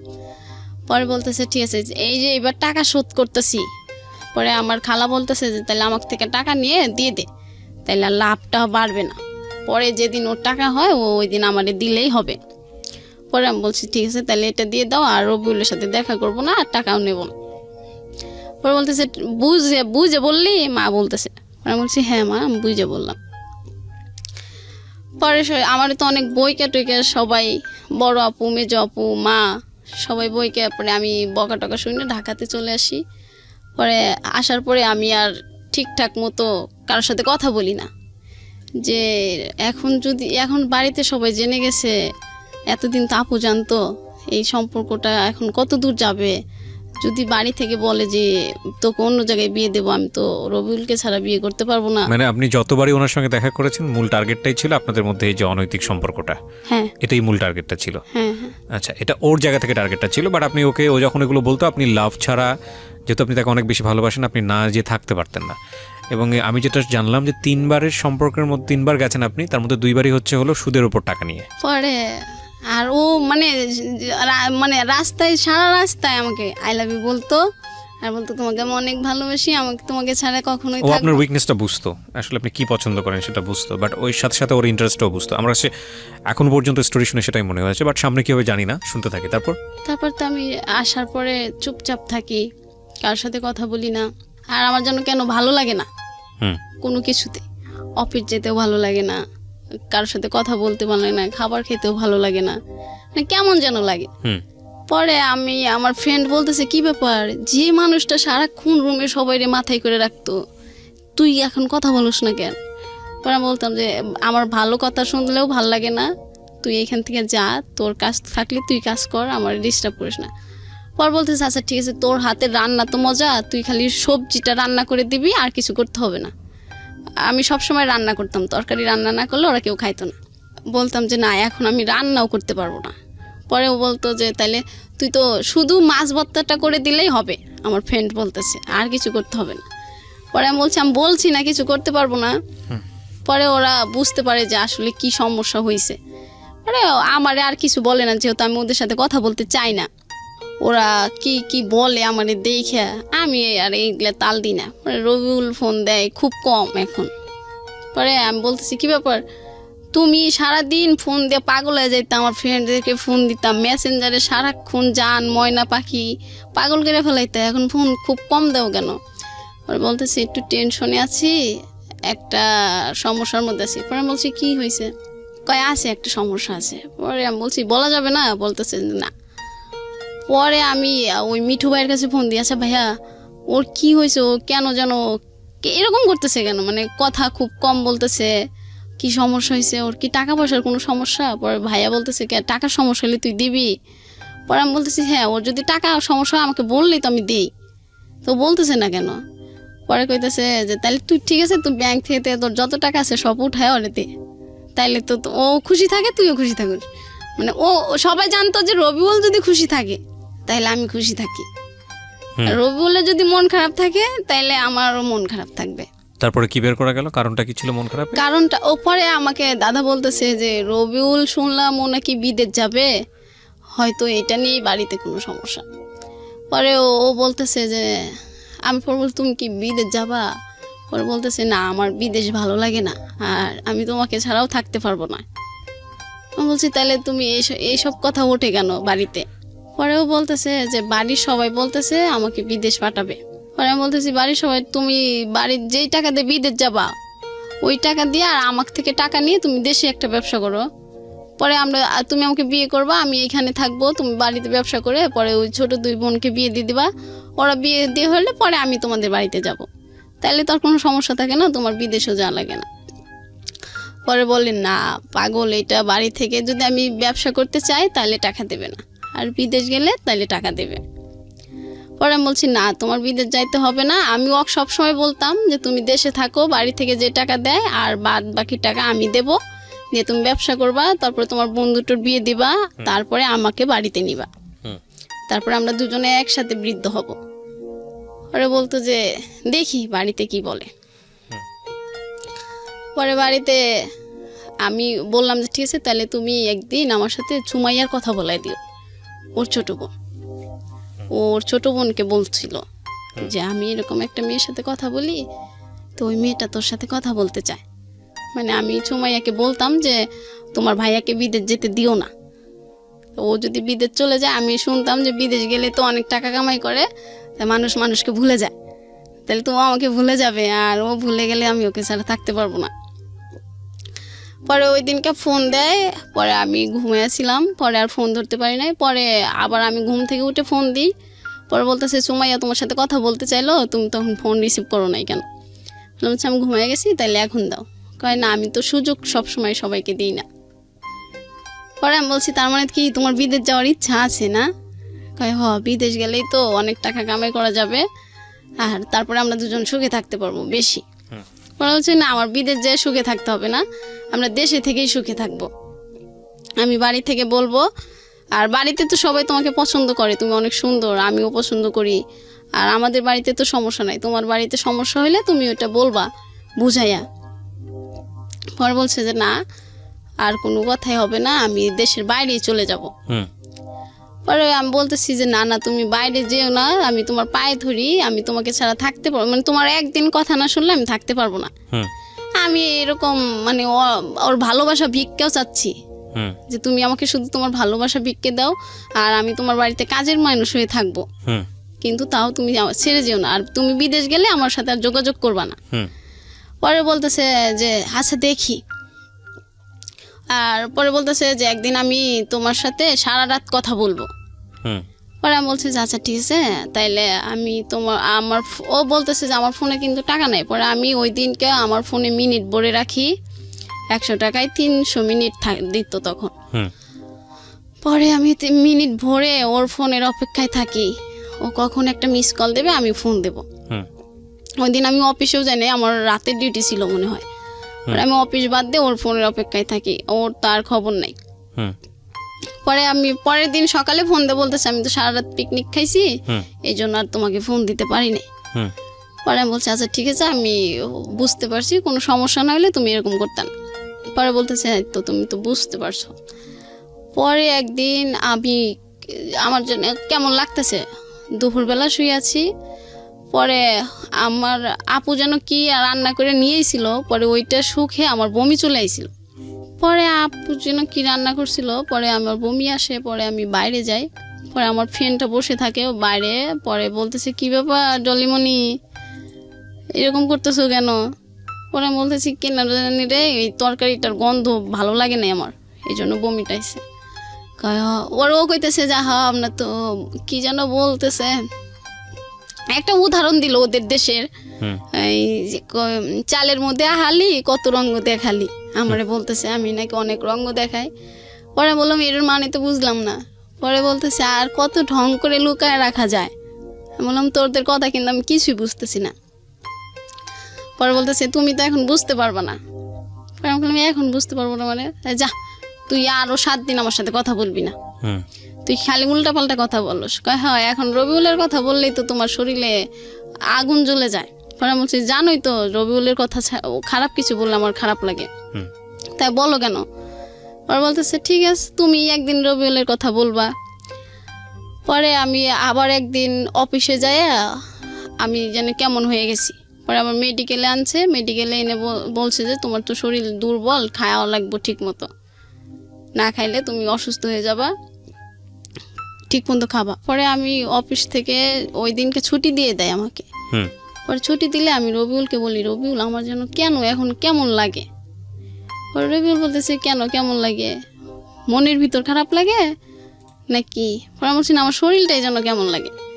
পরে বলতেছে ও এরকম একটু হয়, গরম তো, এই গরমে সবার শরীরটা কেমন যেন কিরকম যেন হয়ে যায়। পরে বলছি না বোকা গরম কই, রুমে তো সবসময় ফ্যান চলে। পরে বলতেছে যে কি জানো জানি না তোমার এরকম 9-6 কথা, রাখো ফোন রাখো। পরে আর আচ্ছা রেখে দিলাম। পরে আমার বান্ধবী, ওই বান্ধবীটাই আবার আমার কাছে আসলো, এসে বললো যে আচ্ছা ডলিমণি তুই সত্যি করে একটা কথা বলবি? পরে আমি বলছি কি বল? বলতেছে তুই কি রবিউলের সাথে শারীরিক সম্পর্ক করছোস? পরে বলছি হ্যাঁ। পরে কইতেছে যে তাইলে মনে হয় তোর বাবু টাবু হয়েছে, নাহলে তুই এরকম করিস কেন? তোর চেহারা তো আগে সুন্দর ছিল, এখন যেন কেমন হয়ে যাচ্ছে। এটা কে বলেছে আপনাকে? আমার ফ্রেন্ড আপনাকে জিজ্ঞেস করছে? ওরা ওর কাছে সব কিছুই বলি। রবিউল আমাকে কখন কয়টা চুমা দেয়, কখন কয়বার আই লাভ ইউ বলে, কয়বার কাক পাখি ডাকে, সব কিছুই আমার ওই ফ্রেন্ডের কাছে আমি বলি, একসাথে ডিউটি করি। পরে বলতেছে যে আচ্ছা তাইলে তুই একটা কাজ করতে পারস। আমি বলছি কি? বলতেছে এটা তুই তোর আপুদেরকে বলতে পারস। পরে আমি বলছি না রে আপুদেরকে বললে আমার মাইরে ফেলাইব, তুই বলেও এই কথা বলিস না। পরে বলতেছে তোর বলতে যদি সমস্যা হয় তা আমি বলি। আমি বলছি না তোর পায়ে ধরে কই এটা বলিস না, তাইলে আমার এইখানে রাখবেই না, আমাকে বাড়িতে পাঠিয়ে দিবে। পরে আমি বলতেছি না এটা বলিস না, তাইলে আমার বাড়িতে পাঠিয়ে দিব, আর আমি তো বাড়িতে গেলে রবিউলের সাথে কথা বলতে পারবো না। পরে বলতেছে আচ্ছা ঠিক আছে আমি একটা কাঠি এনে দেবো, তুই একটু সব পরীক্ষা করে দেখবি আসলে তোর এরকম লাগতেছে কেন, চেহারাটাও কেমন হয়ে যায়। পরে আমি বলছি আচ্ছা ঠিক আছে তাহলে তুই আনিস, আমি ওইটা করবো। পরে এটা করার পরে ওইটা হ্যাঁ আসে। পরে আমার বান্ধবী বলতেছি সর্বনাশ করে ফেলছিস, এখন কি করবি? পরে আমি বলতেছি এখন আমি রবিউলে কি করে বলি বল। পরে বলতেছে আচ্ছা ঠিক আছে আমি রবিউলের কাছে বলবো, আর তুই তোর বড় আপার কাছে চল, আপা যদি রবিউলকে বুঝাইয়া বলে তাইলে মনে রবিউল বুঝবে। পরে আমি রবিউলের কাছে যাই, রবিউলকে বুঝাই যে রবিউল দেখো আমার না এরকম এরকম লাগে। পরে বলতেছে যে তুমি কি মানে একটা বকা দিয়ে বলতেছে যে এইসব পেশাল পড়ার জন্য ফোন দাও। পরে আমি বলছি না আমার সত্যি কেমন যেন লাগে। পরে বলতেছে ফোন রাখো, এখন আর ফোন দিবা না। ওর ফোনটা অফ করে দেয়, পরে আর সারা রাত ফোনটা অন করে না। পরে আমি আবার আপুর রেশমির কাছে বলি যে রেশমি দেখো না আবার এরকম করতেছে, আমার সাথে না কথা বলতেছে না, ফোনটা অফ করছে, তাহলে এখন আমি কেমনে বলি? পরে বলতেছে আবার ফোন যখন অন করে ও যখন তোকে এই গানটা শোনাইতো তুই এই গানটা শোনাবি, তাইলে হয়তো তোকে ও আর এরকম রাগ করে থাকতে পারবে না। পরে আমি ওই গানটা শোনাই, ও যে গানটা বলতো আমাকে। পরে বলতেছে যে গান শোনাইতে হবে না, তুমি কি বলতে চাও বলো। পরে আমি বলছি তোমার সাথে না রেশমি কথা বলবে। পরে বলতেছে আচ্ছা ঠিক আছে রেশমির কাছে দাও। পরে রেশমি বলতেছে যে হ্যাঁ রবিউল ভাইয়া ও তো এখন এরকম এরকম, ওর মনে হয় পেটে বাবু হয়েছে। পরে বলতেছে যে না না এটা মিথ্যে কথা, এটা কোনোভাবেই সম্ভব। ও বলতেছে এটা কোনোভাবেই সম্ভব না। হ্যাঁ হ্যাঁ হ্যাঁ। পরে আমি বলতেছি যে সম্ভব না মানে তুমি এটা কি বলতেছো? পরে রেশমি বলতেছে তুই চুপ কর, আমি বুঝাই বললেই বুঝবে। পরে বলতেছে যে আপনার কথা বলা শেষ? পরে বলতেছে যে না শেষ না, আপনি কথাটা আগে শোনেন, আপনি হ্যাঁ না কিছু তো একটা বলবেন, এখন ও কী করবে। পরে বলতেছে এটা সম্ভবই না, এটা হয়ই নাই, ও এরকম নাটক করতেছে। পরে আমি আবার বললাম ফোন দিয়া যে রবিউল তুমি বিশ্বাস করতেছো না কেন? পরে কইতেছে যে না এটা কিভাবে বিশ্বাস করবো আমি, আমার জানা মতো তোমার এই মিথ্যে কথা বলতেছো, আর তোমার পেটে বাবুটা ভয় নাই। ও ওর জায়গা থেকে এতটা কনফার্ম ছিল কেন? সেটা আমি বলতে পারবো না। কেন আপনি বলতে পারবেন না? আপনি বিবাহিত একজন নারী, কয় মাস সংসার করেছেন এবং আপনি মোটামুটি ম্যাচিউর একটা বয়সের। প্রথম কথা হচ্ছে যে আপনি তো বিষয়গুলো সম্পর্কে জানতেন, কি করলে বাচ্চা আসে, কি করলে এরকম একটা দুর্ঘটনা ঘটতে পারে, ঘটনা বা দুর্ঘটনা আমি ঠিক জানি না, এটাকে কীভাবে বলবো, সেগুলো সম্পর্কে আপনার জানাশোনা ছিল না। আর এটা তো ফার্স্ট টাইম হয়নি ওর সাথে, আপনারা যাইতেন, আপনারা মিশতেন, সেটা not one time, second time, third time, fourth time আপনারা গেছেন। তো একের পর আগে ঘটনাগুলো হচ্ছে, তার মানে আপনারা সচেতনভাবেই এই সিদ্ধান্তগুলো নিয়েছেন। তো সেখানে আপনি বলতে পারবেন না কেন? মানে আপনারা কীভাবে মিলেছেন যেটার মধ্যে ও কনফার্ম ছিল যে না বাচ্চা আসার সম্ভাবনাই নাই, আর আপনি বলতেছেন যে না আমি জানি না কিছু, মানে বিষয়টা আমি বুঝলাম না। এটার জন্য না বলতো যাতে আমি ওকে বিয়ের প্রেশারটা না দিই, সেটা তো অন্য হিসাব, কিন্তু এগুলোর সাথে তো আসলে বাচ্চা হওয়া না হওয়ার কোনো সম্পর্ক নাই। বাচ্চা যেভাবে হবে সেটা আলটিমেটলি দুজনের মধ্যে এরকম একটা সম্পর্ক হলে এবং সেখানে কিছু সিস্টেমেটিক প্রসিডিওর আছে সায়েন্টিফিক্যালি, সেগুলো ঘটনা ঘটলেই সেটা হতে পারে। তো আপনারা তো একবার এই ঘটনা ঘটেনি, আপনাদের মধ্যে বেশ কয়েকবার ঘটেছে। আপনারা দুজন সচেতন ছিলেন না? না আমরা দুজন কোনো ব্যবস্থা নিই নাই। পরে আমি ওকে বলার পরে ও বলতেছে আচ্ছা ঠিক আছে ফোন রাখি। ব্যবস্থা নেননি, তারপর আপনারা রেগুলার এগুলো করেছেন? হ্যাঁ। ও কোনো ব্যবস্থা নেয়নি? ও একবার আমাকে ওষুধ কিনে দিয়েছিল। আপনি খাননি সেটা? না না আমি ওইটা খাই। এটা এবং আপনি যে খাননি সেটা ওকে জানানো নেই? না, ও পরে জিজ্ঞাসাও করে নাই। তার মানে আপনাদের মধ্যে এই ঘটনা 1 মাস বা 2 মাসের মধ্যে বেশ কয়েকবার হয়েছে, এই যাওয়া আসার ঘটনা, তাই কি? মুখে বলতে হবে। হ্যাঁ হ্যাঁ হ্যাঁ। মানে 2-3 বার যে আপনারা একসাথে হয়েছেন সেটা 1-2 মাসের মধ্যেই নাকি গ্যাপ ছিল? না গ্যাপ ছিল 1-2 মাসের মধ্যেই। তারপরে তো ও বলতেছে যে এখন আমি রাখি, এইসব কথা শোনার জন্য ফোন রিসিভ। তো কেন বলতেছে যে এটা সম্ভবই না? আমি তো বুঝলাম না, এটা তো সম্ভব। এটা কি ওর জানাশোনা ছিল না? ও এটা বলতো, ও বলতেছে যে 2 মাসে 3 মাসে তুমি কিভাবে বুঝলা? আচ্ছা, ও বলছে 2 মাসে তুমি কিভাবে বুঝলা? হ্যাঁ 2 মাসে তো বোঝা যায় না, 3 মাসে তো বোঝা যায় না। পরে আমি বলতেছি যে বোঝা যায় না, আমি তো এটা ডক্টরের থেকে এনে পরীক্ষা করছি, এটা হ্যাঁ হয়েছে, তুমি বিশ্বাস করো। আর এখন এই যে আমাকে আমার ফ্রেন্ড নিয়ে যাচ্ছে আপুর কাছে, ওইখানে আপুর সাথে তোমাকে কথা বলা দেবো, তা আপু যেটা বলে তুমি একটু হ্যাঁ বলো। আর এখন তো এটা হয়েছে যখন, তাহলে তুমি একটা কাজ করো, আমাকে বিয়ে করে রেখে দাও, আমি এইখানে থাকবো, তুমি ওইখানেই থাকবা। এটা আপনি ওকে বললেন? হ্যাঁ হ্যাঁ। ও বলতেছে না আমার তো বিয়ে করা এখন সম্ভবই না, আমার বৃদ্ধ বাবা মা আছে, আমার 2টা বোন আছে, ওদের লেখাপড়া শেষ হবে, ভালো ফ্যামিলিতে বিয়ে দেব, আমার অনেক স্বপ্ন আছে ওদেরকে নিয়ে। পরে বলছে ওদেরকে নিয়ে স্বপ্ন আছে, তোমাকে নিয়ে তোমার কোনো স্বপ্ন নাই। পরে বলতেছে যে আমার স্বপ্নটা পরে আমি বলছি ঠিক আছে, তাইলে তোমার যখন ওদেরকে নিয়ে স্বপ্ন, আমি ওদেরকে বিয়ে দিয়ে দেবো, কিন্তু তুমি এখন আমাকে বিয়ে করো প্লিজ। পরে বলতেছে যে আচ্ছা ঠিক আছে, আমি তোমার সাথে পরে কথা বলি, আগে মিঠু ভাইয়ের সাথে কথা বলি। পরে মিঠু ভাইকে কথা বললো, মিঠু ভাই বলতেছে যে এখন তাহলে কি করা যায়। পরে আমি আমার আপার কাছে, ওইখানে আমার ফ্রেন্ড নিয়ে যায়, আমার মেয়ে আপু তো অলরেডি জেনেই যায়। পরে আপু তো আমাকে আর ওইখানে রাখবে না, আমার সমস্ত জিনিসপাতি রুম থেকে বের করে মিলিয়ে দিয়ে দিছে যে ওর এইখানে কোনো জায়গা নাই, বাড়িতেও কোনো জায়গা নাই, কোথাও জায়গা নেই। আচ্ছা, এটা আপনার বড় বোন? না, এটা মেজো বোন। হ্যাঁ। পরে আমি আমার ফ্রেন্ড বলে যাচ্ছে জামা কাপড় নিতে হবে না, ও যদি চলে যায় আর পরে এসে নিয়ে যাবে। আচ্ছা, আগে রবিউল কি বলে এটা শুনি। পরে রবিউল কাছ থেকে আমি তো ওইটাই শুনলাম, ও না বললো ওর অনেক স্বপ্ন আছে ওর বোনদেরকে নিয়ে, ওর বোনদেরকে ভালো ফ্যামিলিতে বিয়ে দেবে। পরে আপুর কাছে যাই, বড় আপুর কাছে। পরে আপু বলতেছে, আপুর সাথে ফোনে কথা বলাই দিই রবিউলে। পরে আপু বলতেছে ভাই এখন এইটা তো সমাজে কেউ মেনে নেবে না, তুমি এখন বিয়ে করে রাখো, তোমার ফ্যামিলিতে সমস্যা হইলে তুমি পরে ওকে নিয়ে যাও।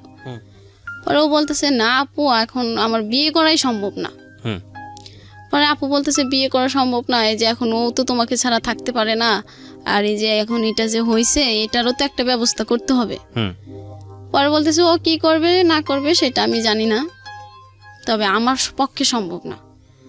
পরে আপু বলতেছে তাহলে আমরা ওকে আর বাড়িতে উঠাবো না, তুমিও যেহেতু নিতে পারবে না তাহলে ওর রাস্তা ও দেখে নিক। এটা বললে বলতেছে সেটা ওর ইচ্ছা। ওকে। পরে আমি তো প্রচুর পরিমাণ কান্না করতেছি যে ও কেন হ্যাঁ বলতেছে না, আর এখনই তো বিয়ে করলে আমি ওর বাড়িতে যাব না, তাহলে ও হ্যাঁ বলে না কেন। পরে আপু বলতেছে ঠিক আছে তাহলে মিঠুর কাছে দাও, আমি মিঠুর মুখ থেকে শুনি, যেহেতু ও প্রেম করে দিছে, ওর সাথে ছিল, ও কি বলে। পরে মিঠু ভাই বলতেছে যে এখন তো আর ও বিয়ে করতে চাচ্ছে না, ওর ফ্যামিলি নিয়ে ওর অনেক স্বপ্ন আছে। তো আমার আপু বলতেছে এরকম তো সবার ফ্যামিলি নিয়ে সবার স্বপ্ন থাকে, তাই তুমি যদি বলো তাহলেই রবিউল রাজি হবে। পরে রবিউল বলতেছে যে না সম্ভবই না। পরে আপু বলতেছে তাহলে ওকে আমরা কোথাও কই যাবে না যাবে সেটা ও জানে। পরে আমি বললাম রবিউল তাহলে আমি তোমার এখানে চলে আসি। পরে বলতেছে তুই যদি এখানে আসস তাহলে আমি সুসাইড করবো। তুই তুকারি করতেছে? হ্যাঁ। পরে আমি বলতেছি তুমি সুসাইড করবা কি, তুমি যদি এখন এটা মেনে না নাও আমাকে তো কোথাও নেবে না, আপু মেজ আপু বের করে দিচ্ছে, বড় আপু নেবে না, আর মা তো অসম্ভব। তাইলে এবার আমি সুসাইড করব তোমার ওইখানে এসে তোমার সামনে, তুমি দেখো। এটা বলার পরে ও তো আরো খেপে গেল, আমি ওর ওইখানে যায় কেন সুসাইড করতে চাইলাম আর কেন ওইখানে আসতে চাইলাম, এটা আমার দোষ, এটা কি বাচ্চা টাচ্চা কিছু হয় নাই, এটা একটা নাটক, শুধু বিয়ে করানোর জন্য, বিয়ে করার জন্য এটা করতেছে, বিয়ে করার জন্য এটা করতেছি। আমি মানে ওর মতো আর ছেলে পাবো না, ও আমার কাছে অনেক সুন্দর এটা বলি, আর সুন্দর ছেলে তো তোকে কেউ বিয়ে করবে না, এই জন্য এখন নাটক শুরু করছিস। পরে আমি আবার আপুকে বললাম যে আপু আচ্ছা আজকে তুমি তোমার কাছে নিয়ে যাও, পরে আমি আবার ওকে রাত্রে ফোনে বুঝাবো। পরে ও বলতেছে আমি এখন চলে যাব বাড়িতে গেলে ফোন অফ থাকবে। পরে আমি বলতেছি না রবিউল তুমি আমাকে 10টা মিনিট সময় দাও, আমি বাসায় যেয়ে তোমাকে ফোন করব। পরে ও বলতেছে আচ্ছা ঠিক আছে। পরে আমি বলছি তুমি আমাকে বিয়ে করবে না, পরে বলতেছে না। পরে আমি বলতেছি তাহলে আমি তোমার এখানে এসে যদি সুসাইড করি তাও না, কয় না তাও না। পরে আমি বললাম তাহলে কি তুমি আমার সাথে আর সম্পর্ক রাখতে চাও না? পরে বলতেছে যে না রাখতে চাই না। পরে যখন আমি বললাম আচ্ছা ঠিক আছে তুমি আর আমার সাথে সম্পর্ক রাখতে হবে না, তুমি ভালো থেকো, আমি বাচ্চাটার ব্যবস্থা আমি করব, আর আমি তোমাকে কখনো ফোন দেব না, আমি আমার ভাগ্যকে মেনে নিলাম। পরে বলতেছে যে কি ব্যাপার তুমি এত এই বললা বাচ্চা হয়েছে আবার এত সহজে ভাগ্য মেনে নিলা, এই যে তুমি নাটক করলা আমার সাথে এতক্ষণ, আমার এই কষ্ট দিলা, প্যারার ভিতর রাখলা। পরে আমি বলতেছি তুমি এখন এসব কথা বলতেছো কেন? পরে বলতেছে তুই যে নাটক করলি এটাই তো তার প্রমাণ, তুই এত সহজেই মেনে নিলি ভাগ্যকে। পরে আমি বললাম যে দেখো আমি ওইখানে গেলে তুমি সুসাইড করবা, আবার আমি সুসাইড করতে চাইলেও তুমি বিয়ে করতে পারবা না, তাইলে এখন আমি আমার ভাগ্যকে মেনে না নিয়ে কি করব বলো? পরে বলতেছে যে ঠিক আছে রাখ ফোন রাখ, এখন আমি বাড়িতে যাব, আমার খুব প্যারার ভিতর রাখলি। এটা বলে ফোন কেটে দেয়। আমি ওইখানে রাত্রে থাকি। পরে একটা আপু বিশ্বাস করে না, পরে একটা ডাক্তারের কাছে নিয়ে যায়। পরে ডাক্তার বলে হ্যাঁ। পরে আপু অনেকগুলো ওষুধ কিনে আমাকে দিয়ে দেয় যে বাচ্চাটা যেন, ও যেহেতু ছেলে তোমাকে আর বিয়ে করতে চাচ্ছে না, তাহলে এটা তুমি নষ্ট করে চাকরিটা করো, আর ওইখানেও তো তোমাকে রাখবে না বাচ্চা সহ। পরে আমি বললাম আচ্ছা ঠিক আছে, তা ওষুধ কিনে দেয়। পরে আমি ওষুধগুলো নিয়ে আমি সিরাজগঞ্জ চলে যাই। সিরাজগঞ্জ শহরে চলে যাওয়ার পর মানে ওইখানে যাওয়ার পরে আমি একটা বাসায় যাই বলি যে আমি বাসাটায় থাকলে তাইলে আর কেউ কোনো সমস্যা করবে না। ও আমার আপু আমার ফোন রেখে দেয় যে ফোন থাকলেই তোমার রবিউলের কথা মনে পড়বে, তুমি রবিউলের ছবি দেখবা, ওর স্মৃতিগুলো তোমার চোখে ভাসবে, ওর সাথে কথা বলতে ইচ্ছা করবে। তোমার ফোন নাই, তুমি এখন থেকে যে টাকা বেতন পাবা সব টাকা হাতে দিয়ে দিবা তোমার মেজো বোনের কাছে। পরে এখন আমি বললাম যে এখন তো আর মোবাইল চাওয়া যাবে না, এখন রাগের মাথায় আছে ঠিক আছে মোবাইল নিয়ে নিক। পরে আমি যখন চলে যাই আমার আর খুঁজে পাই না। পরে আমি আমার একটা সিম ওইখানে যাই একটা ফোনে উঠাই। পরে দেখি যে সবাই ফোন দিচ্ছে পাগলের মতো আমার ফ্যামিলির। পরে বলছি যে আমাকে ফোন দিচ্ছ কেন? পরে বলতেছে ফোন দিতেছি মানে তুই ঢাকাতে যাস নাই, তুই বাড়িতে চলে গেছিস না, কোনে গেছিস বলস না কেন? পরে আমি বলতেছি না আমার ফোন কেড়ে নিয়েছো, আমি আর যাব না। পরে বলতেছে তুই ফোনের কারণে আমাদেরকে ছেড়ে চলে গেলি, কোন না কোন দূরে আমরা সারা রাত তোর টেনশন করলাম। আচ্ছা ঠিক আছে তুই চলে আয়, আমি তো ফোন দিচ্ছি। পরে বলছি ঠিক আছে, ফোন দিলে আমার শর্ত আছে। পরে বলতেছে কি শর্ত? আমি বলছি যে আমি বাচ্চা নষ্ট করতে পারবো না। পরে আমার আপু বলতেছে বাচ্চা না নষ্ট করে তুই কীভাবে থাকবি? এই ছেলে যদি তোকে বিয়ে করে রাখতো তাহলে তুই থাকতে পারতি। বিয়ে করছে, এখন বাচ্চা নিয়ে থাকতেছি, জামাই অনেকদিন পর মেনে নেবে। পরে বললাম যে এত কিছু বুঝি না, তোমরা যদি এতে রাজি হও তাহলে আমাকে বলো, আমি আসতেছি। পরে বলতেছে আচ্ছা ঠিক আছে। পরে এটা বলে ওরা আমাকে মানে ধরবে। পরে আমি আসলাম আবার ওইখান থেকে, সিরাজগঞ্জ থেকে আমি কিন্তু বাড়িতে যাই নাই। পরে আসলাম, আসার পরে বলতেছে যে এই যে ফোন দিলাম, এই যে ফোনের সিম দিলাম, সব কিছু দিলাম, এখন তুমি তোমার জীবনের কোনটা ভালো হয় সেটা তুমি বেছে নিতে পারো। আর রবিউল যদি তোমাকে ভালোই বাসতো তাহলে ও কিছু না কিছু একটা ভালো হ্যাঁ বা না দুটোর একটা বলতো যে ডলিমণি তুমি এটা করো, আমরা সম্পর্কটা আগের মতোই থাকবে। ওই রবিউল তো কিছু বললো না। পরে আমার আপু আমাকে গাড়িতে উঠায় দিল, আর গাড়িওয়ালাকে বলে দিল ভাই একে মাওনা নামায় দিবেন, এ যেন অন্য কোথাও না যায়। পরে গাড়িওয়ালাটা চলে গেল লোক ডাকতে। পরে আমি আবার গাড়ি থেকে নেমে আবার চলে যাই সিরাজগঞ্জ। ওইখানে গেলে আমাকে যে ওষুধগুলো দিছে ওইটা আমার ফ্রেন্ডটা হোক আপু হোক খাওয়াবে। পরে আমি ওইখানে চলে যাই। পরে আমার একটা ওইখানে ফুফু ছিল, ওইখানে আমি বলি যে ফুফু আমি তোমার এই বাসায় থাকবো এখন। পরে বলতেছে কে তুই জব করবি না? পরে আমি বলছি না জবটা আর করবো না। পরে বলতেছে আচ্ছা ঠিক আছে তাহলে এখানেই থাকতে পারো। পরে আমি বলতেছি আর কখনো কিন্তু যাব না, তোমার এখানেই থাকবো। পরে বলতেছে ঠিক আছে তাহলে আমি তোকে বিয়ে দিয়ে দেবো। পরে বলতেছি যে আচ্ছা ঠিক আছে। পরে ওই আমি খাই না তো, কিছু খাইতে ভালো লাগে না, আর খালি ঘুম আসে। আচ্ছা। পরে ফুফু বলতেছে কি ব্যাপার তুই খাস না কে? তুই যে পরিমাণ চুরি করে খাবার খাইতি, এখন তোর সামনে থাকলে তুই খাস না। বাচ্চাটা তখনও পেটে? হ্যাঁ হ্যাঁ। পরে আমি ফুপুরে বললাম যে ফুপু এই ঘটনা, এই ছেলে তো এখন আমাকে বিয়ে করতে চাচ্ছে না। পরে ফুপু বলতেছে আচ্ছা বিয়ে করতে না চাইলে এরও সমাধান আছে, তুই এটা নষ্ট করে ফেল, তাইলে আর আমার এখানে থাকবি, কোনো সমস্যা হবে না। পরে ভালো দেখে আমরা একটা বিয়ে দিয়ে দেবো তোকে। এটা বলার পরে আমি বললাম কি বলে, আমি যার জন্য এখানে চলে আসলাম জব ছেড়ে, সেও বলতেছে বাচ্চা নষ্ট করতে। পরে রবিউল ওই দিন ফোন দিল, ফোন দিয়ে বলতেছে কই তুমি? পরে বললাম যে আমি ফুপুর বাসায় আইছি। কেন? পরে বলতেছে যে আমার ফ্রেন্ড তোমার সাথে কথা বলবে, আজম। পরে বলতেছে যে আমি বললাম যে আজম কি কথা বলবে? তো আমি জাগ দিয়ে ভূত ছাড়াবো, সেই তো ভূত, আমি আজমের সাথে কি বলবো? পরে বলতেছে প্লিজ 1 মিনিট কথা বলো। পরে আমি বললাম আচ্ছা ঠিক আছে। পরে আজম বলতেছে যে ডলি তুমি এরকম পাগলামি করতেছো কেন? আর এরকম এই কয়েক দিনে কি কারো বাচ্চা হয়? পরে আমি বলছি যে ভাইয়া আপনিও বিশ্বাস করলেন না। পরে আমাকে বলতেছে রবিউল যেটা বলছে আমি তো সেটাই বলতেছি। পরে বলছে ও রবিউলের কথা বিশ্বাস হলো আর আমার কথা বিশ্বাস হলো না। পরে বলতেছে না। পরে আমি বলতেছি তাইলে ও বলতেছে রবিউল তো একটা চাকরি নেবে, পরে তোমাকে বলি বিয়ে করবে 2-3 মাস পর, এই যে আমার কাছে বললো। পরে এটা বলার পরে আমি তো খুব খুশি। পরে আমি বলছি ঠিক আছে তাইলে তো আমার আর কোনো টেনশনই নাই, আমার তাহলে এটা আর কিছু এটা নিয়ে আর কোনো টেনশন নেই। পরে আমি বলছি রবিউল কি নিজের মুখে বলছে? পরে বলছে হ্যাঁ। পরে আমি বলছি তাহলে রবিউলের কাছে দেন।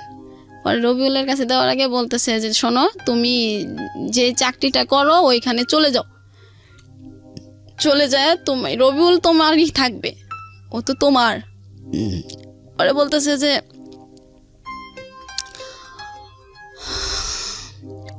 ও শুধু তোমাকে ভালোবাসে।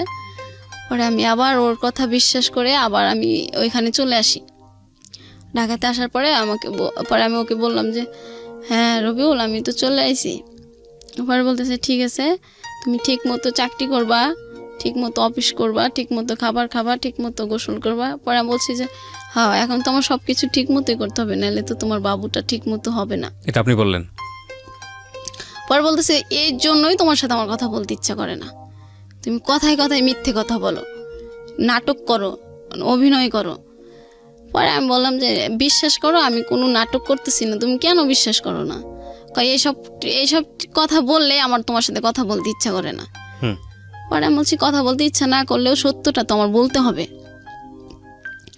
পরে বলছে যে না, এটা যদি থাকে তাহলে আমি আর তোমার সাথে কোনো কথাই বলবো না, এই কথা থাকলে। হুম। পরে আমার আপু ওরকম রবিউল আর ফোন দেয় না, আমি ফোন দিলেও রিসিভ করে না, ফোন বন্ধ থাকে।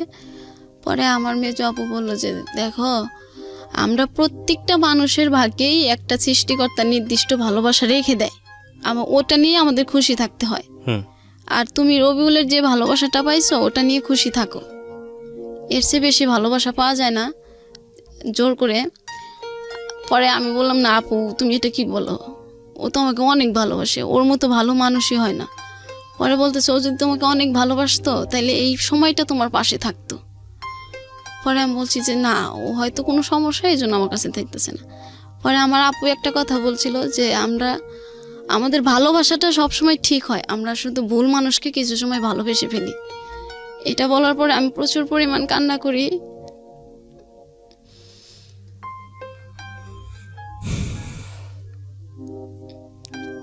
যে আমি যাকে জীবনের সঠিক মানুষ মনে করলাম সে আজকে আমার কাছে ভুল মানুষ হবে, না এটা হতে পারে না। পরে আমার রুমে সবাই জানে এই বিষয়টা, এখনও জানে যে আমি রবিউলের জন্য পাগল। পরে সবাই বলতেছে আচ্ছা ঠিক আছে, তুমি যখন রবিউলকে ভালোবাসো তুমি বাবুটা নষ্ট করে ফেলো, ও তোমার ভালোবাসা আছে থাকবে, তোমার বাবু আবার হবে ও যখন তোমাকে বিয়ে করবে। পরে আমাকে সবাই মিলে এটা অনেক কিছু বোঝানোর পরে আমি হ্যাঁ বলে দিই, আচ্ছা ঠিক আছে বাবুটা আর রাখবো না। পরে ওর সাথে আর এই বিষয়ে আমার কথা হয় না যে রবিউল আমি বাবুটা নষ্ট করব, ভালো মন্দ ও তো আমাকে নাই করে দিছে, তারপর তো কথাই বললাম। পরে আমি নষ্ট করি, মানে ওষুধ খাই, ওষুধ খাওয়ার পরে আমি এত অসুস্থ হয়ে যাই, একদিকে রবিউল কথা বলে না, একদিকে আমি কি এমন একটা মানুষকে ভালোবাসলাম, আমার কষ্টের সময় সে পাশে নাই, আমার এই যে বাচ্চাটা নষ্ট হয়ে যাচ্ছে, মানে নানান কষ্ট আমার চারপাশে মনে হলো তখন। আর মানে ওষুধটা বাবুটা নষ্ট হওয়ার সময় আমি এত অসুস্থ হয়ে গেলাম, আমি উঠে দাঁড়ানোর ক্ষমতা আমার ছিল না তখন। পরে আমাকে সবাই সেবা যত্ন করলো, 15 দিন আমি ওই অসুস্থই ছিলাম। পরে ওর সাথে আর এই কথা হয় নাই ভালো করে, ওই হয়তো 1 মিনিট ফোন দিয়ে বলতো কী করো, আমি ওই কাউকে দিয়ে ফোনটা রিসিভ করে বলতাম যে হ্যাঁ বল ভালো আছে। পরে একদিন আমাকে বলতেছে জলিমণি, বললাম হ্যাঁ বলো।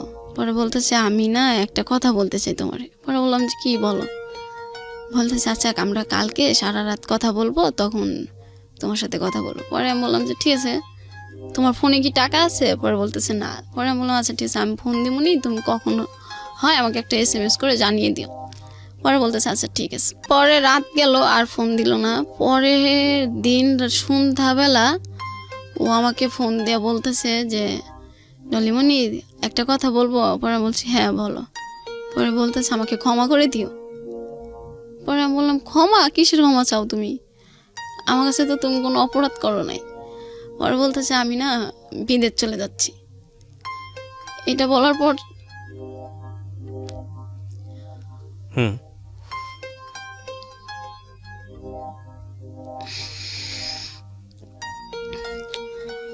এটা বলার পরে আমি এত পরিমাণ চিৎকার করি, মানে আমার ফ্লোরের সবাই, উপরতলার লোকও চলে আসে, নিচতলার লোকও চলে আসে যে কি হয়েছে। ওরা সবাই ভাবছিল যে কেউ মারা গেছে। আমি এ পরিমাণ কান্না করি। পরে আমি বলি যে রবিউল প্লিজ আমাকে ছেড়ে যেও না। পরে বলতেছে না, আমি তো, তুমি এখন যদি আমাকে 1000বার বলো তাও আমি এখন আর থাকতে পারবো না, আমার চলে যেতে হবে। পরে আমি বলছি যে তুমি যাচ্ছ আমাকে এটা বলো না কেন? এটা যদি আমি বলতাম তাহলে তুমি এয়ারপোর্ট চলে আসতা, আর এয়ারপোর্টে এসে একটা চিনখেট করতে, এটা আমি চাইনি।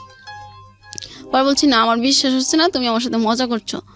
পরে বলতেছে ঠিক আছে তাহলে তুমি আমার ইমোতে ফোন দিয়ে দেখো। পরে আমি ফোন দিয়ে দেখলাম ও সত্যি সত্যি এয়ারপোর্টে। এটা দেখার পরে তো আমি আবার প্রচুর পরিমাণ কান্না করি। কান্না করে বলতেছি যে রবিউল তুমি প্লিজ যেও না, এখনও তুমি চলে এসো, প্লিজ আমাকে ছেড়ে যেও না, আর তোমাকে আমি দেশেই রাখবো, ভালো রাখবো, তোমার 2 বোনকে আমি বিয়ে দিয়ে দেবো। ও বলতেছে না, এখন আমি ফোনের লাইন কাটবো, আজ থেকে আর কখনো আমার সাথে যোগাযোগ করার চেষ্টা তো করা দূরের কথা, আমার নামটা নিও না, আর যদি পারো আমাকে ক্ষমা করে দিও। এটা বলছে বলার পর ফোন কেটে দিছে। পরে আমি তো ওরকম চিৎকার করতেছি। পরে আমার ফ্রেন্ড হয়েছে, ফ্রেন্ড আসার পরে বলতেছে কি হয়েছে তোর? পরে বলতেছি রবিউল নাকি দেশের বাইরে চলে যাচ্ছে। পরে বলতেছে তোকে বলে নাই আগে? আমি বলছি যে না। পরে বলতেছে যে এয়ারপোর্টে যায় বলছে। পরে আমি বলছি হ্যাঁ। পরে আমি আবার ফোন দিই, ফোন দিয়ে বলতেছি রবিউল তুমি প্লিজ যেও না, এখনও তুমি ওর ভিতরে যাও নাই, তুমি এখনও বাড়িতে চলে যাও। পরে বলতেছে না, আর ফোন দিতে নিষেধ করছি, ফোন দিবা না, আমি শুধু সিমটা অন করে রাখছি, আমি মানে ভিতরে ঢোকার আগে বাড়ির সবার সাথে কথা বলবো। পরে এই বলে ফোনটা কেটে দেয়। পরে আমি আবার ওর একটা ফ্রেন্ডের কাছে ফোন দিই যে ও কি সত্যি চলে যাচ্ছে নাকি কাউকে এয়ারপোর্ট থেকে রিসিভ করতে গেছে। পরে বলতেছে না, ওরই তো আজকে ফ্লাইট রাত 12টায়। পরে এটা বলার পরে আমি আবার কান্না শুরু করে দিই। পরে আমি আবার রবিউলে ফোন দিতে থাকি, ও আর ফোন ধরে না, ও বিজি, ওয়েটিং। ও বাড়ির সবার সাথে কথা বলে। যখন বিমানে উঠবে তখন আমাকে ফোন দিয়ে বলতেছে যে তুমি তোমার মতো করে ভালো থেকো, আর আমার কথা মনে করো না, আর ভালো ছেলে পেলে বিয়ে করে নিও। এটা বলার পরে আমি বললাম যে না, আমি তোমার অপেক্ষায় থাকবো। তুমি 10 বছর পর হোক, 20 বছর পর হোক, যদি কোনো একদিন দেশে আসো তাহলে আমাকে প্লিজ, আমার এই নাম্বারটা তোমার জন্য আমি অনন্তকাল রেখে দেব, যতদিন তুমি বিদেশ থেকে না আসো আমাকে একবার ফোন দিও, আমি তোমার দেখবে সেদিন আমি তোমার অপেক্ষায় আছি। এটা বলার পরে ও বলতেছে ঠিক আছে, আমি রেখে দিলাম, আর কখনো কথা হবে না। পরে আমি বললাম ঠিক আছে, তুমি যখন আর কথা বলতে চাও না তাইলে ওইখানে যায় 1 মিনিট আমার সাথে ফোনে কথা বললো, তুমি মানে বিদেশ গেছো, আমি তাতেই খুশি থাকবো। পরে এটা বলার পরে ও বলতেছে যে আচ্ছা ঠিক আছে, আমি এটা করতে পারি। পরে যায়, গেলে পরে আর তো 2-1 দিন ফোন দেয় না আমাকে।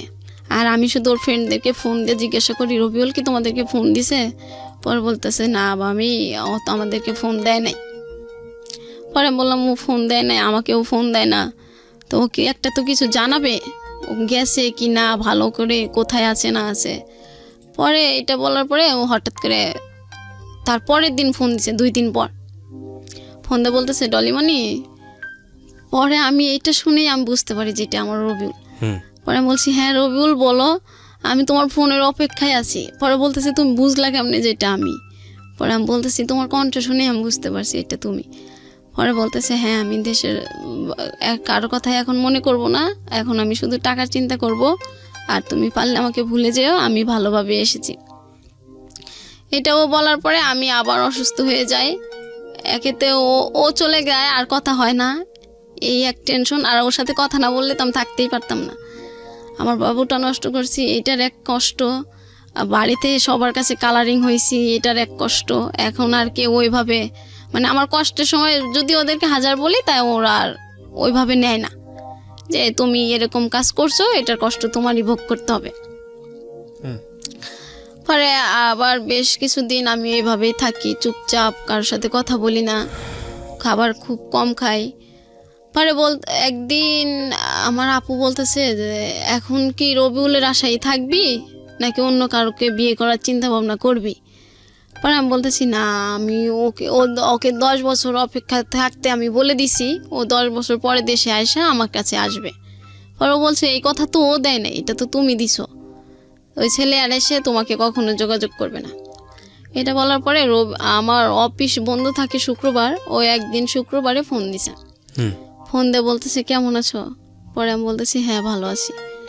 পরে বলতেছে ভালো আছো? আমি বলছি তুমি কেমন আছো? বলতেছে হ্যাঁ ভালো আছি।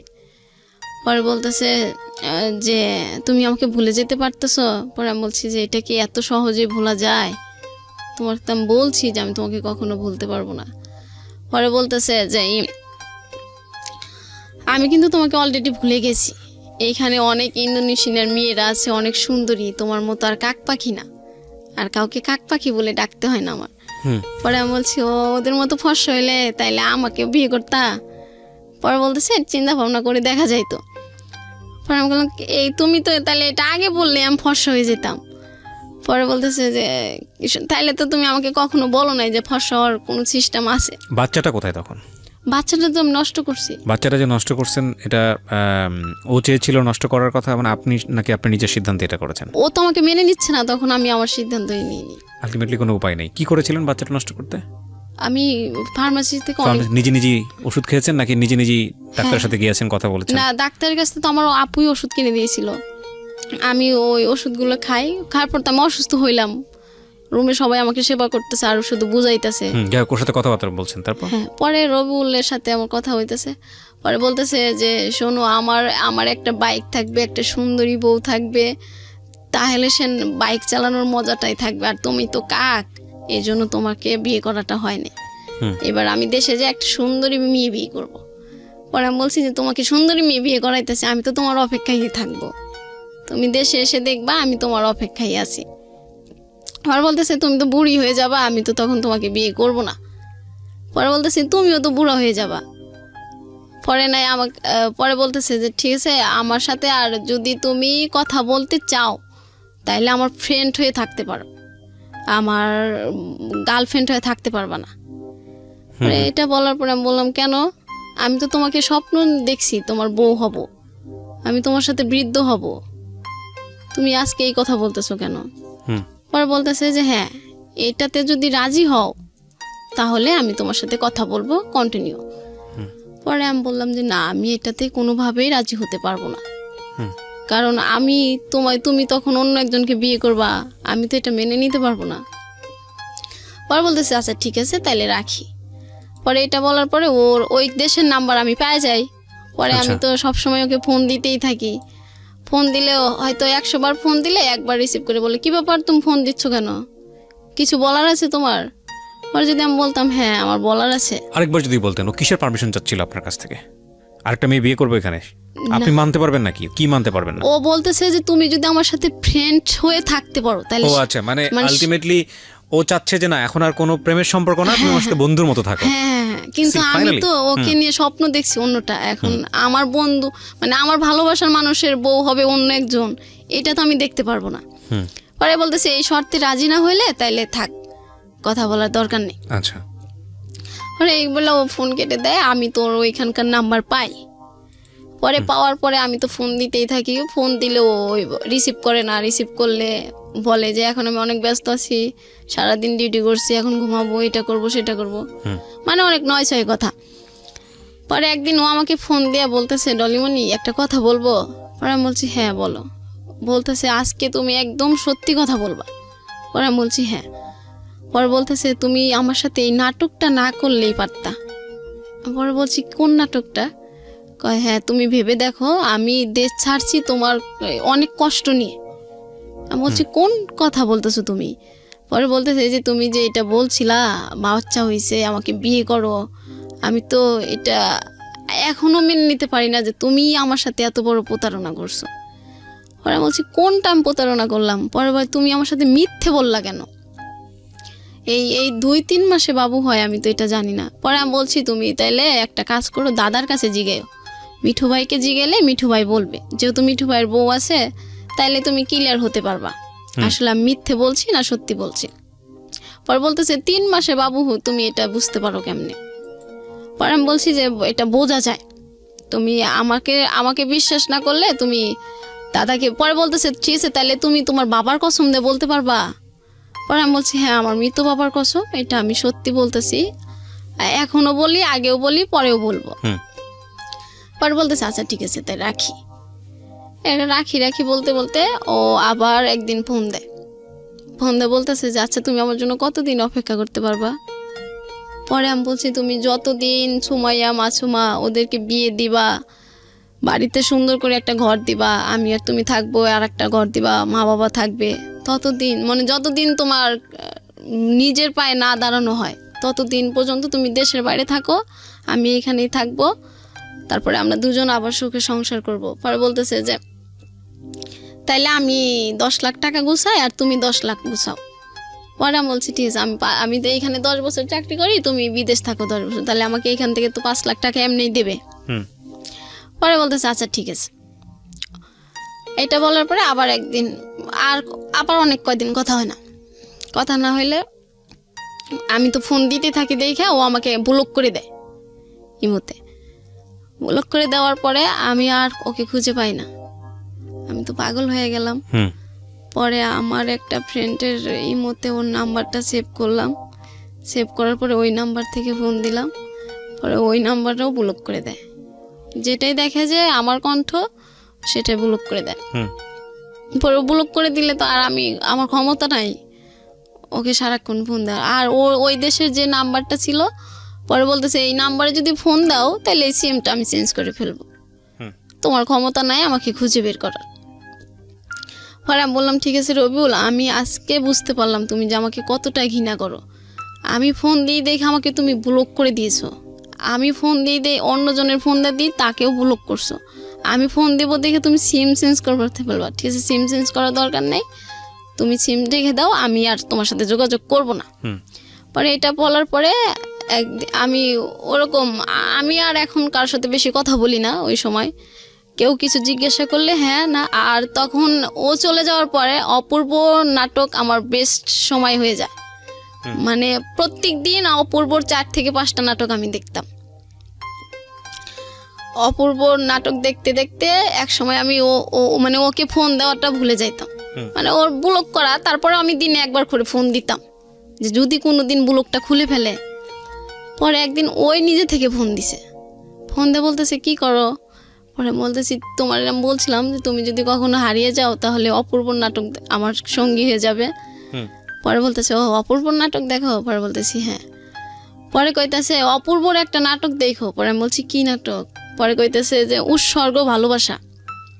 পরে আমি ওই নাটকটা বলছি আচ্ছা ঠিক আছে, তোমার সাথে কথা শেষ হওয়ার পরে আমি নাটকটা দেখব। পরে ওই নাটকটা দেখলাম। পরে বলতেছে নাটক শেষ হইলে আমাকে আবার একটা ফোন দিবা। পরে আমি বলছি তুমি তো আমাকে ব্লক করছো, আমি কিভাবে ফোন দিব। পরে বলতেছে ঠিক আছে আমি ব্লক খুলছি, তুমি ফোন দিও। পরে আমি ফোন দিয়ে আমি তো মহা খুশি, সবাইকে বলতেছি যে দেখো আমার রবিউল না আমার ব্লক খুলে দিছে। সবাই তো আমার কইতেছে কি পাগল, যেই ছেলেটা এতবার অপমান করে সেই ছেলেটা আজকে ব্লক খুলে দিছে আর সে সব কিছু ভুলে গেছে। পরে আমি বলতেছি না রে, ওর হয়তো সমস্যা হয়েছিল এই জন্য ব্লক করে রাখছে। পরে বলতেছে যে ঠিক আছে নাটকটা শেষ হলে আমাকে কিন্তু অবশ্যই ফোন দিবা। পরে বলছি আচ্ছা ঠিক আছে। পরে আমি নাটকটা শেষ করে ওরকে ফোন দিই। ফোন দেওয়ার পরে বলতেছে এই নাটকটা কেমন লাগলো। পরে বলছি হ্যাঁ ভালো লাগছে।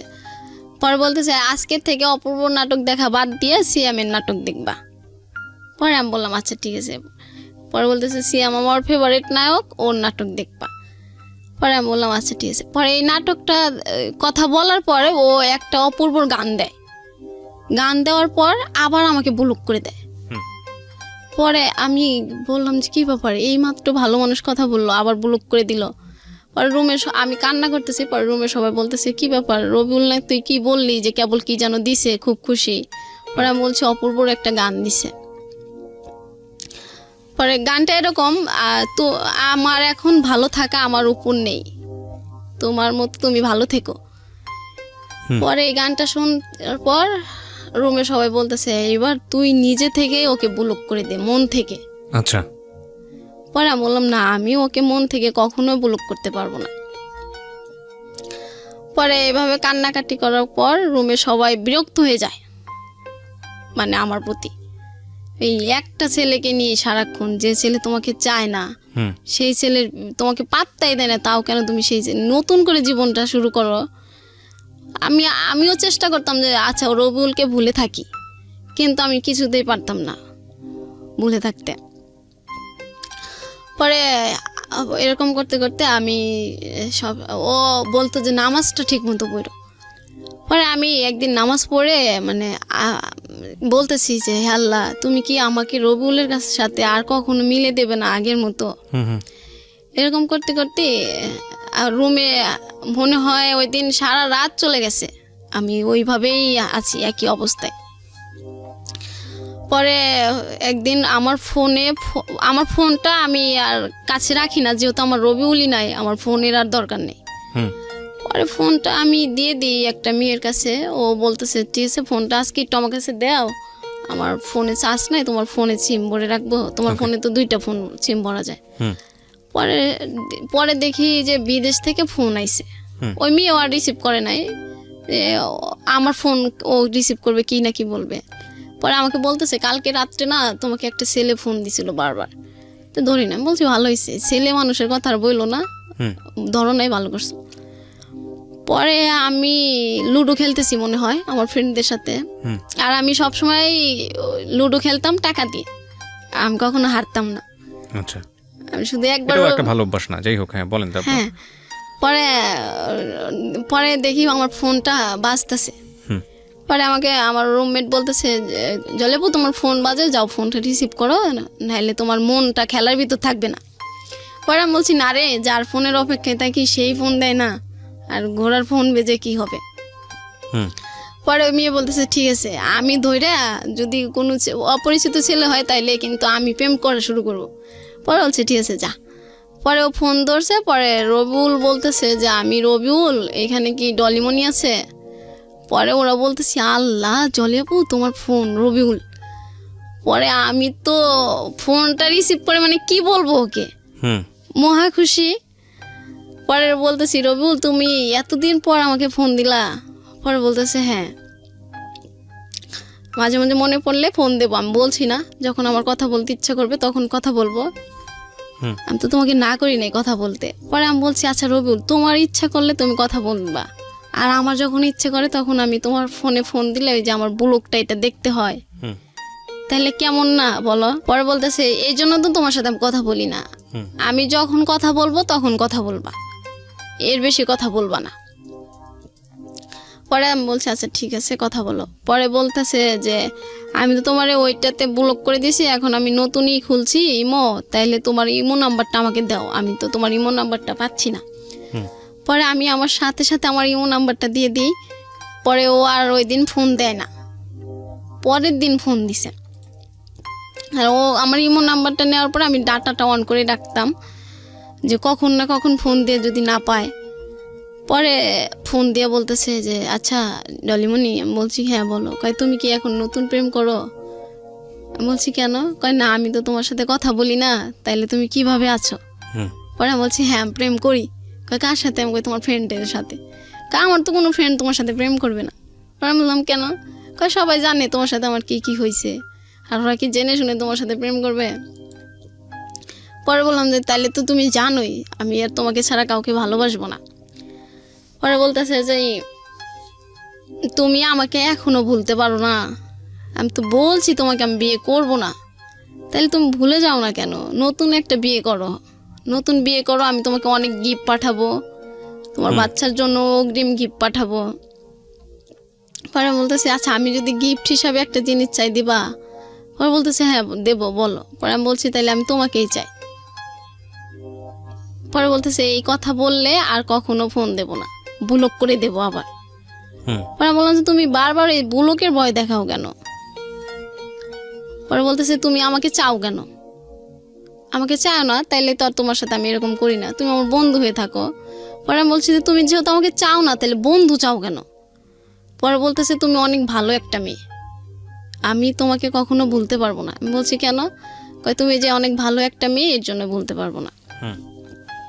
পরে বললাম যে আমি যদি অনেক ভালো মেয়েই হই তাহলে তুমি আমার সাথে থাকতে চাও না কেন? পরে বলছে না আমি থাকতে পারবো না, আমি কারণ দেশে যাইতে পারবো না, আমি তোমাকে বিয়ে করতে পারবো না, আমি দেশে যাব কোন না কোন কালে, তার কোনো ঠিক ঠিকানা নাই, এতদিন তো তুমি আমার অপেক্ষায় থাকতে পারবা না। ওরা বলছে তুমি এটা বলো কেন? আমি তো থাকতে পারবো, আমি তো জানি তোমার জন্য আমি কি করতে পারবো না পারবো। পরে বলতেছে এরকম মুখে অনেক কিছু বলা যায়, আসলে বাস্তবটা এত সহজ না। পরে আমি বলছি ঠিক আছে তাইলে আমি, তুমি যেহেতু আমাকে চাওই না তাইলে আজকের থেকে তোমার ব্লক করতে হবে না, আমি এমনিতেই তোমাকে ফোন দেবো না, তুমি আর আমাকে ফোন দিয়ে মাঝে মাঝে ফোন দিয়ে এলোমেলো করে দিও না। যদি আমার কাছে ফিরে আসতে চাও কোনো দিন, আমি সেই দিনকেই তোমাকে নেব, কিন্তু এই যে তুমি বন্ধু হবা, এটা হবা সেটা হবা, এরকম ফোন দিয়ে এরকম কথা বললো না, দরকার নাই। রাইট। হ্যাঁ, কারণ আমি একটু নিজেকে যখনই গুছিয়ে নেই তখনই আবার এসে এলোমেলো করে দাও, তুমি তখনই আমাকে এলোমেলো করে দাও। আমি তারপরে আবার 2-3 সপ্তাহ তোমাকে মানে তোমার মানে মাথা থেকে তোমাকে আর বের করতে পারি না। রাইট। যখনই একটু বের করি আবার তুমি এলোমেলো করে দাও। তাইলে এরকম করার চেয়ে একবারে চলে যাওয়াই ভালো। তুমি যাও, সুখে থাকো, আমি এটাই চাই। পরে বলতেছে আচ্ছা ঠিক আছে তাহলে আর আমাদের কথা হবে না। পরে বলতেছে যে বাবার অসুখ, একদিন ফোন দিয়ে বলতেছে বাবার অসুখ, বাড়িতে টাকা দিতে পারি না। পরে আমি বললাম যে ঠিক আছে তাহলে আমার কাছ থেকে টাকা নাও, নিয়ে তুমি ই করো, বাড়ি